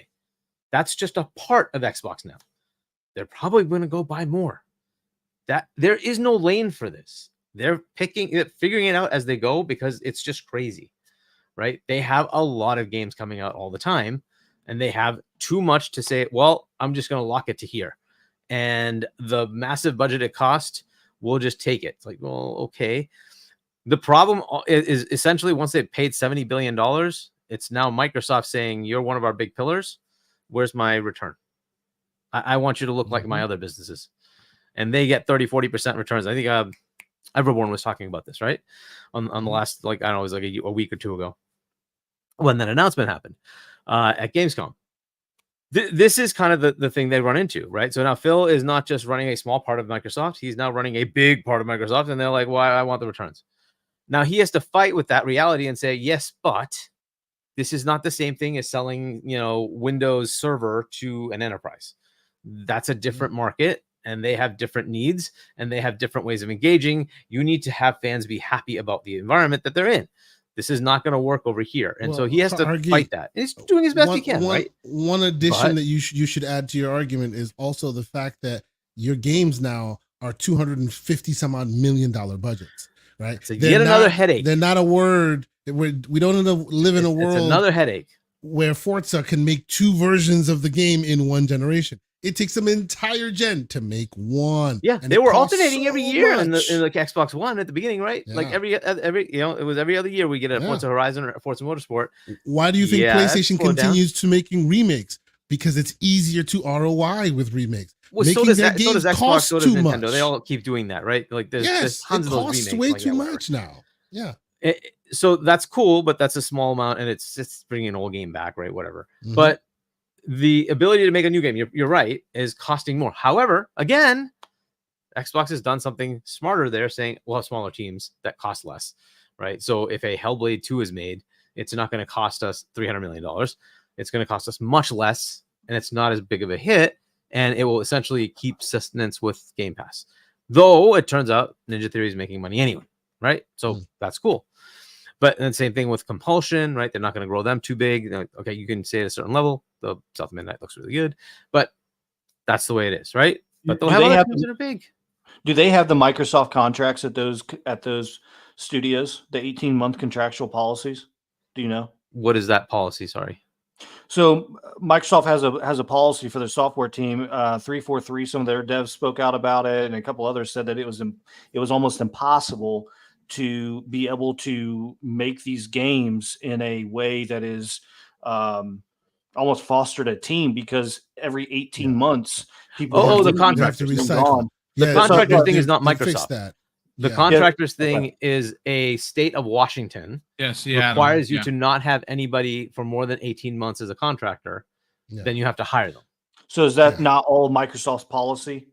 That is not in all Microsoft policy. No, that's not Microsoft's policy. It's either you hire a bunch of people and blow your team up to a really large size, or every 18 months you hit a certain threshold, and this person that you've had in your company for 18 months as a contractor is no longer allowed to be a contractor anymore. And the headache is 343. It's the shit or get off the pot rule. It's in Redmond. You know what I mean? And so they're under that. Yeah, that's why I asked about 343, because it seems just on the ones that spoke out that it hurts the development of. It's terrible. Going on. And it's so I'm sure you know this, right? in this world, there's a lot of contractor. Oh, for sure. It's like dominated by burgeon at the end of that dev Mhm. cycle, right? To get that thing done and out the door. for sure. And yeah, that's a terrible move from the state, but that's what they did. It is what it is, right? Gotcha. So Okay. To fix that, so- they'd have to leave Washington State. You know, yeah, well, that's another Which, story. Anyway, yeah. Yeah, but as it is, as far as the hardware, I think they will do hardware absolutely, as long as, like you were saying, as long as there's a market, they're going to sell it. They're just going to sell it. It is what it is, right? Yeah. And even if they have two different SKUs, and one SKU is a ROG Ally like portable with a Mhm. better interface, right? Why not enter that market? That's basically Surface putting out a gaming device, portable, right? Whatever you want to call it, and that can certainly be out there with an Xbox UI, right? Some more Xbox sauce in it. If it can bring your Xbox games, and this is, I think, what Sarah's team is working on, is that forward compatibility to say, well, why can't I bring my Xbox library to a Windowsy device? Let's make that happen, right? If that's a viable thing to do, then now you got everything. You got everything. You got Steam, you got Epic, you got Microsoft Store, you got your Xbox Store, you got your Xbox games. You've got an ecosystem all available to you. Cool. Will that be the next landed desktop? Desktop console device? I don't know. It may be. It may not be. We'll see. Right. We'll see how they play this out. There's a lot of software involved, but there's also a lot of contractual stuff to work out. Right. And so it's not as simple as you just do it. You have to do it and then also say, just like the backwards compatibility, right? You then have to reach out. Are we okay with doing this? Because this is a 360 game. This is Xbox. Okay, can I put it over here? You have to go through all that contract crap, right? And make it work. Technology might work. That doesn't mean you can just do it. So they'll have to play that out, right? And make sure it's viable and that they've got everything in place, all their ducks in a row. I'm sure going forward, they're putting that in their agreements with all the content publishers that are putting games on their systems to say, you have to agree to this, right? But in the past, right, whatever's there is there. So I think this is stuff they're working. We'll see, right? Because you can hear these things from Phil, right? When he's talking about it. It's like, well, I like my ROG, but man, it needs to be better on control. It just They're needs thinking about Xbox this, right? interface. And he doesn't say those things willy-nilly. He says he says those things because he's dropping the hints, right? They know what they're doing. So you can just see they are looking at it, right? And why can't I have my Epic, and what was the other one, the indie one, itch.io, right? It's like, so why can't I have those? Oh gee, I wonder what they're doing. Right? So they're probably working those deals, right? And we'll see how that plays out. Look, the other thing they have is a war chest of money. That's true, right? If they can do this and pull the returns, right, and say, we're giving you a 10, 15, 20% return, then that wallet stays open, right? And you might want to go get the next big thing, right? And then we'll see what happens, right? But again, these are going to be things that stay multi-plat. They're not going to touch it as far as exclusivity, but it does feed Game Pass, right? So if let's say they do buy Take-Two, and now you get NBA, GTA, your RDRs and whatever else is, right? Your BioShock and Judas, is that the other one? Judas is the other one they're making, right? And then Borderlands, and there they go, right? Dan, that makes Game Pass even more compelling, right? So this is the stuff they're going to do, right? And then it's a question of, do you want to be on this? Do you want a PC? Do you want? They give you options, like you're saying, Detective Seeds. It's options. It's just options, right? And then for the consumer, it's like, well, I can be here, I can be here, I can be here. Whatever works, you look at it and say, all right, which one's good for me? If you don't have FOMO, PlayStation's putting their games over on PC. That might be the right answer for you. It's like, I just wait for it to get to the Epic Store or the Steam Store, and I got this all-in-one portable device, and it makes me happy, right? So I can dock it and I play it on my TV and take it with me, right? I got the best of both worlds. It's reasonable enough performance. Maybe it's not 4K 120, but maybe you don't need that, right? That's up to you, right? And you have to figure that out. So we'll see. And I don't know what Nintendo does to disrupt. We'll see what they do, right? If they really come at it and say, you know what, this time we're going to bring it. What happens to the industry, right? They could come out of left field and just totally. They're going to still give you an abacus, and people going to buy it. They're going to give you maybe, a Switch 2. Maybe. That's basically the power of a like a PS4. It'll be like the S, Steam Deck or a if you're Series lucky. S, right? In that range, right? In that range. Maybe. But understand, it's NVIDIA. NVIDIA can do some magical things at graphics. They could. They can really do some magical things with graphics. So let's see what they do, right? I like it. I like it. There's more competition. I want change. I like that. But I also understand the frustration of those who are, fans of this ecosystem. I get it. It's pretty weird, right? I don't And like it. hopefully but they it don't just, cross again, a Rubicon for you, right? But well, listen. this is the world, right? It is what it is. At the end of the day, I thought this was an amazing show. Both sides of the coin, great debate from everybody. Talked PlayStation, talked Xbox. Everyone had great opinions. Listen, let me catch up on the super chats. We'll get everyone out of here. We'll do the outros. A big thank you. This is record-breaking numbers, folks. We had over 800 people watching live, which is dope. Big thank you to everyone. 560 people currently on YouTube. 225 on Twitter. Thank you so much for checking out the show. If you are finding the channel for the first time, well, I do 5 live streams Monday through Friday, and Mrs. Boom and I are on the hunt for 16K. We hit 15K a couple of weeks ago, and we want to continue to build on that. So, of course, if you do like live content, if you do like content that's built around debating, and when we have difference of opinions, not poking each other's eyes out, then this is the show for you. We have, again, 5 live shows Monday through Friday, all great panels, all great conversation. And you know what? We don't clickbait you in. We don't hate monger you to become a channel member or even subscribe to the channel. We come here. We have a lot of good talk. Everything is honestly thoroughly researched, and you can just ask Detective C's when I send him everything, and I continue to send the stuff in the DM. So he was notified. He was aware of everything, and obviously you talk to Hargeet. And if you specifically talk to King David, where he had to kind of pull me off to the side, hey, Boom, I love you, but these show notes is you're doing the most, as the kids like to say. So there's that. But let me catch up on super chats, and then we'll get everyone out of here. And we are up to, let me see. Decided D drops a very generous $5 super chat, and he goes on to say, I thought Cloud was I thought Cloud was run with the with the Xbox Series X, so they can continue with cloud gaming. They continue with consoles. Yeah, I mean that's a phenomenal point. Decided D. Yeah, obviously the servers are the Series X, which is why there's not a lot of Series X out there. And maybe that in fact is what they do moving forward. So yes, there will be consoles, but again, consoles aren't going away anytime soon. Abdi drops a very generous $7 super chat. And Abdi goes on to say, what does Sony do about the PS4? Are developers expected to port games to the PS4, PS5, PS5 Pro, and the PS? At some point, everyone's going to have to forget about the Xbox One X and the PS4. I'm sorry. Look what happened. Shut it off. Shut it off. That's a great point. Look what happened with NCAA 25. Where did that release? PS5, Series X and S. Yeah, that was an interesting choice too, right? Because EA could have decided, no, we're putting it everywhere. And you know what? You know what else was GTA is going to be the big one, right? That's going to be very interesting. You know what was just confirmed?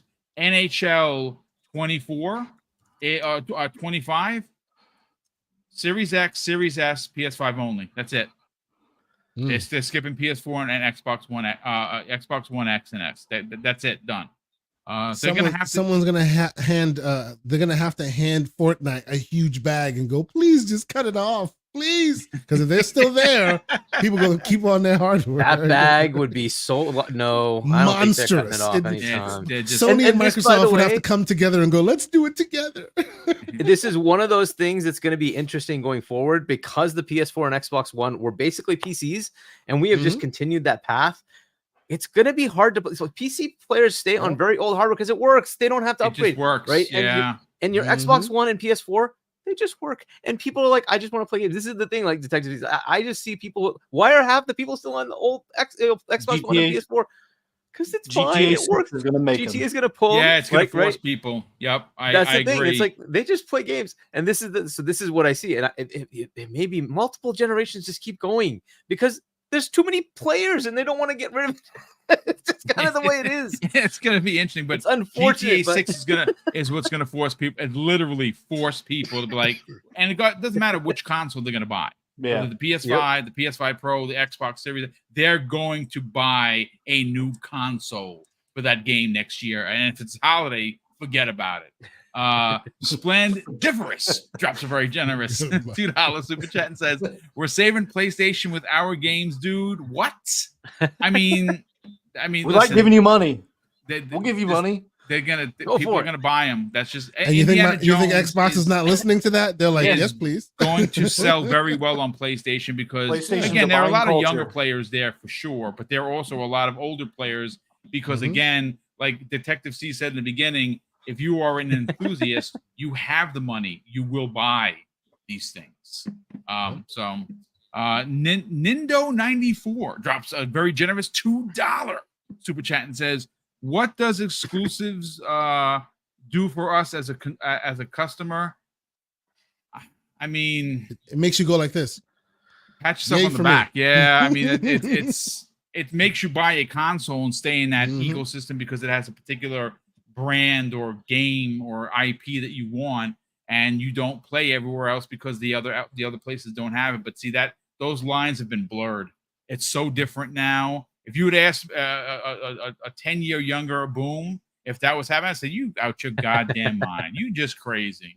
But that's it is what it is. Yuzu Ichikawa, welcome to the program and thank you very generous for the $10 super chat. He goes on to say, "But what if you don't like any of those games Xbox has? I'm on PlayStation 5, and if Mhm. they want my money, they haven't shown me anything I want. There you go. Hankai Star Rail for the win. Rune me D." Yeah, I mean, look, it's if there's nothing on there that's gonna make you buy a series console, then I hear you. Especially if you have a PC, then there's actually no need for it because you could just buy it on PC.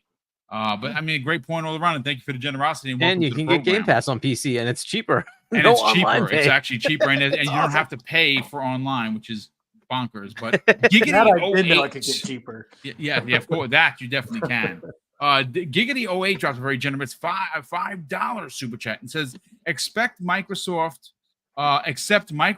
doesn't take their first party games out of their service and put cloud saves behind a paywall. PlayStation Premium is trash. I mean, there are two things that I don't like. I mean, they just pulled out Horizon Forbidden West, which that's just a weird move. Like, I don't get that. Well, it's not a weird Oh, it is move going if you back think in? about Okay. it.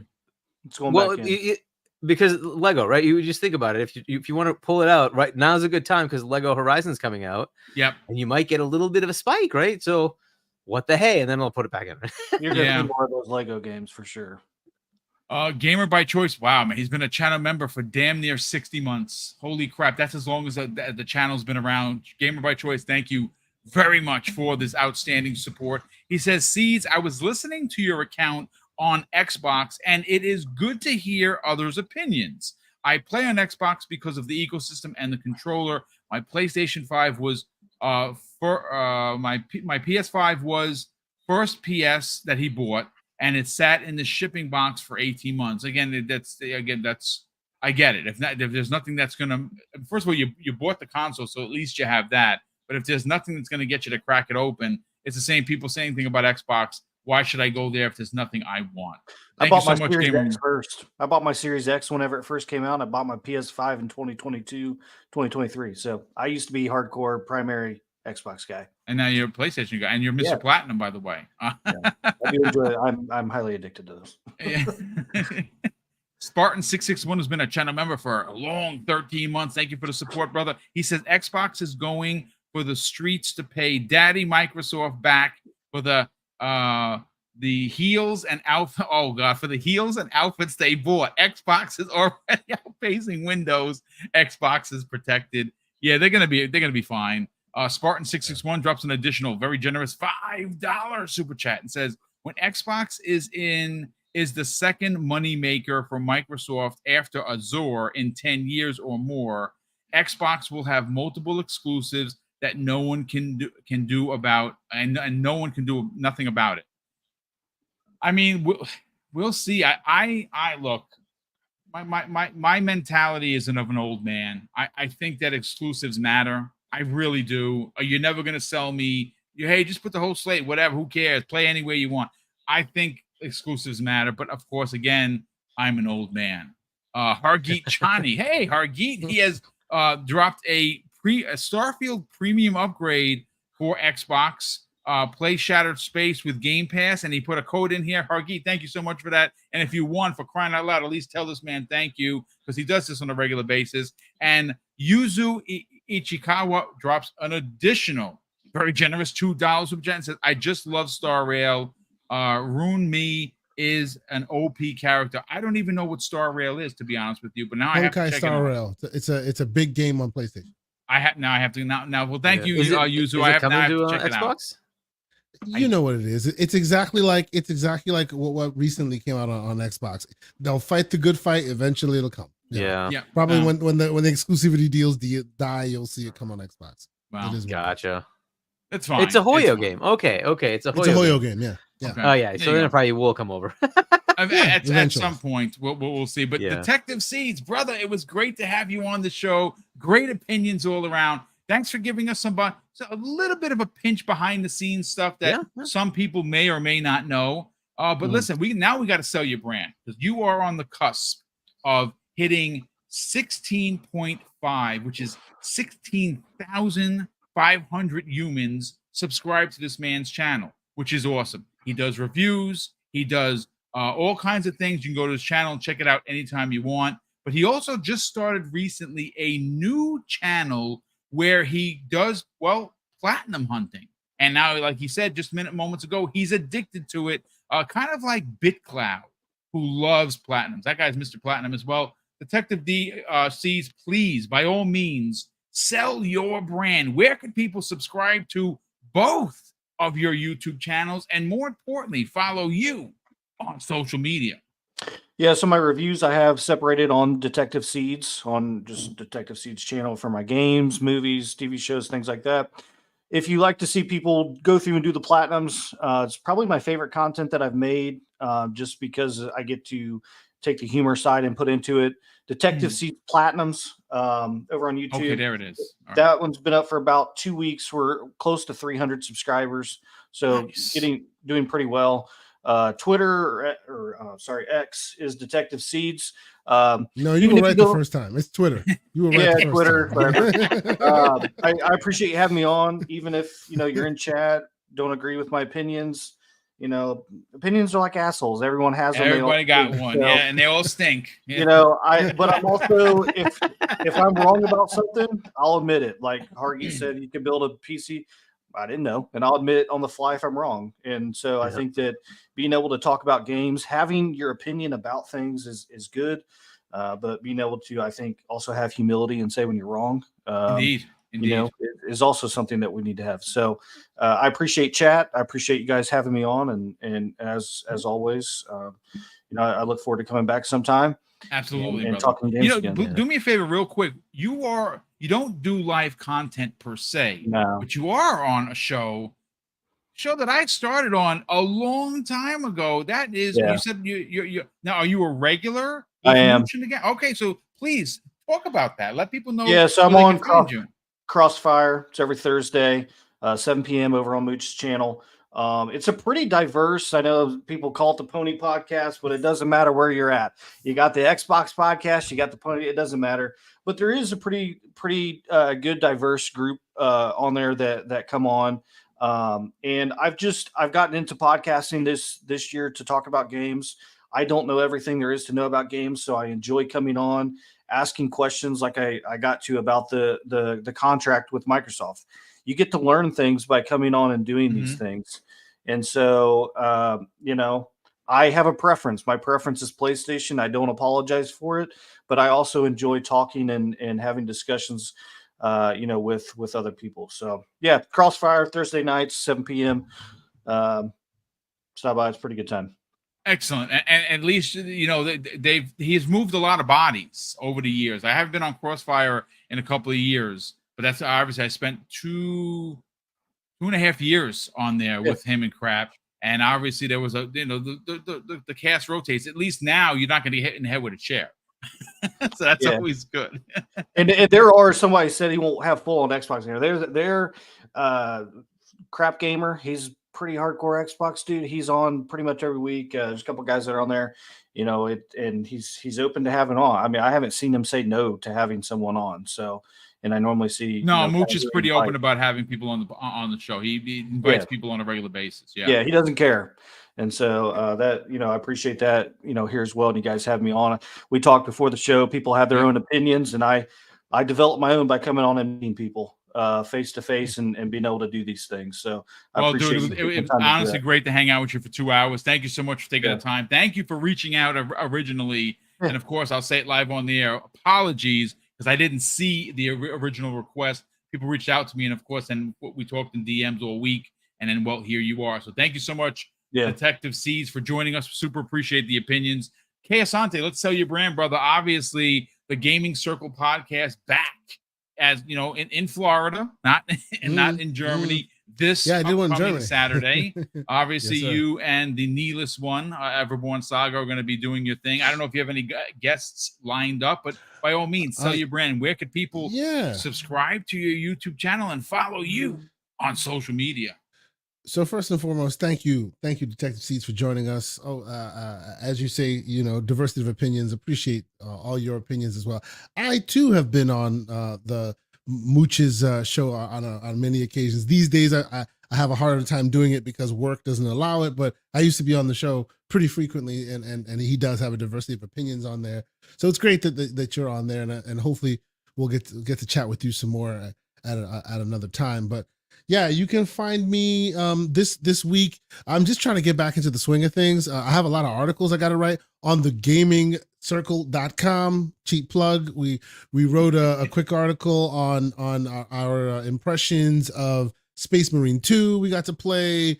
I have a bunch of indies that I want to kind of write up and talk about. There's some things this weekend on GCP. I'm planning on having the one and only, of course, the Risky for the Biscuit, the last console gamer, he calls himself, on the show. He's lying. I'm a console gamer right along with him. He says he's the last purist console gamer. It's hilarious. Anyway, yes, he was also at Gamescom, so we just kind of want to level set and talk about what we saw and what we're allowed to talk about and the stuff that maybe embargoes have lifted now and we can talk about as well. So it'll be a fun time. We also did a review of the Xbox version of Kenna Bridge of Spirits. That's also on the channel as well. Nice. We'll kind of review that and talk about that as well. I'm playing through that now. It's really good. Very much enjoying myself. It's a great game. I beat it on PlayStation, beat it on PC. Might actually go back and play it on Xbox. I love that game. Graphically, it's so beautiful. Yeah, I bought it. The animation. It's so good. It's so good. So yes, and they gave me a code. So thanks to them for giving me a code. Anyway, come check us out. Saturday, 10 a.m. Eastern Standard Time. Myself, Mr. Everborn Saga, and we will have some interesting guests this weekend as well. So thank you guys so much. Always appreciate you guys coming and hanging out with us on a Wednesday evening. And we'll see you next week. Thank you, brother. And Hargeet, brother, we got to sell a couple of things. Not only do you have your own YouTube channel, which you consistently put content on, obviously you work with Fonz, which I believe is going to be starting very soon. An hour. In an hour. But you also wrote a book. We don't have many authors in the podcast business. Well, we had fine, sir. Sell the book. It's called Emergence. I bought it. You bought it. You should support this man and check out his novel, especially if you are a fan of Mass Effect. Sell the brand, brother, and more importantly, where can people not follow you on social media? Yeah, so if you want to follow me, I'm on Discord. So HChani on Discord, HChani on Xbox. If you want to check out my channel, it's Hargeet Chani 1 on YouTube. If you want to check out my book, it started out as a sci-fi game. It was going to be in that Mass Effect vein, but then I just made it into a novel. So it's Emergence. It's shop.chani.us. It'll point you to Barnes & Noble and Amazon for your specific country, and you can pick it up there. There's also merch. Like I'm wearing the shirt right now. You can get some merch if you want to, or if you want to get a signed copy. There's options there as well. So check that out. And I'll be on with Fonz today at Fonz Gaming in about an hour. So we'll do Games Talk Live, and then it'll be Night Shift on Friday with C Money and Doodle. So check that out, 7 p.m. US Eastern on Point for Gamers.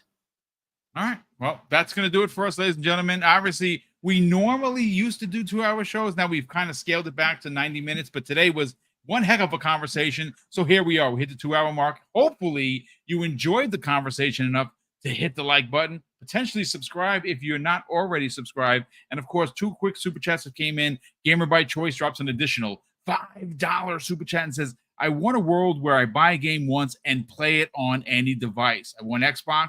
I want Xbox is getting me closer to my dream. I will be gaming after I die. LOL. I mean, Hashtag get a PC. Yeah, there you go. There you go. And look, Everborn Saga drops a very generous $5 super chat. And he says, shout out to the panel. And don't forget to sign up to get notified when Ariel's Adventure Kickstarter goes live, folks. Yeah, go to this man. This guy is putting out some incredible hard work. His Kickstarter is about to go live, and he's trying to hit 100 people watching. And obviously, that's engagement, folks. He's one of the community's finest. Get over there and support Everborn Saga. And of course, Ariel's Adventure, the Kickstarter that's happening very, very soon. And of course, I will put the link, drop the link for in that there, please. Kickstarter Yes, in the chat right now. So please, thank you very support much. He already that. put it in. Yeah, oh, he did. Oh, Okay, excellent. Great. So now we have a choice. But listen, ladies and gentlemen, thank you so much for checking out the show. Obviously, a big thank you to all of the super chats and the channel memberships that still help the channel in big, big ways. And it allows Mrs. Boom and I to do these monster giveaways. And the fall is going to be loaded. We have a giveaway coming in September, November, and the big one in December. And obviously, we're giving away the 15 copies of Stalker 2. And why are we doing that? Because we're a small mom and pop organization helping out a very small developer. So we are supporting the devs, and we'll be giving away 15 copies of Stalker 2 when that releases November 20th. And again, that's not, corporations aren't helping us. We are Boom, literally. I said this to you quietly. I'll say it to you in public. I told them that. I met them, shook their hand, and went, remember Double Barrel Gaming? They're giving away 15 copies of your game. And they were like, floored. Yeah, absolutely floored. So again, just our way of doing it. But look, ladies and gentlemen, again, thank you so much for the support. And of course, I'm going to close out today's show with something that's incredibly important to me. Hopefully one day it'll be important to you. And that's something that my dad taught us when we were kids. And he would say, Craig, treat others how you want to be treated. And also, it doesn't cost anything to be nice. You live by those rules, son. I can guarantee you're going to have an awesome day. So take care, everyone. And we'll see you next week on the newest episode of Primetime Gaming with Mr. Boomstick and Friends.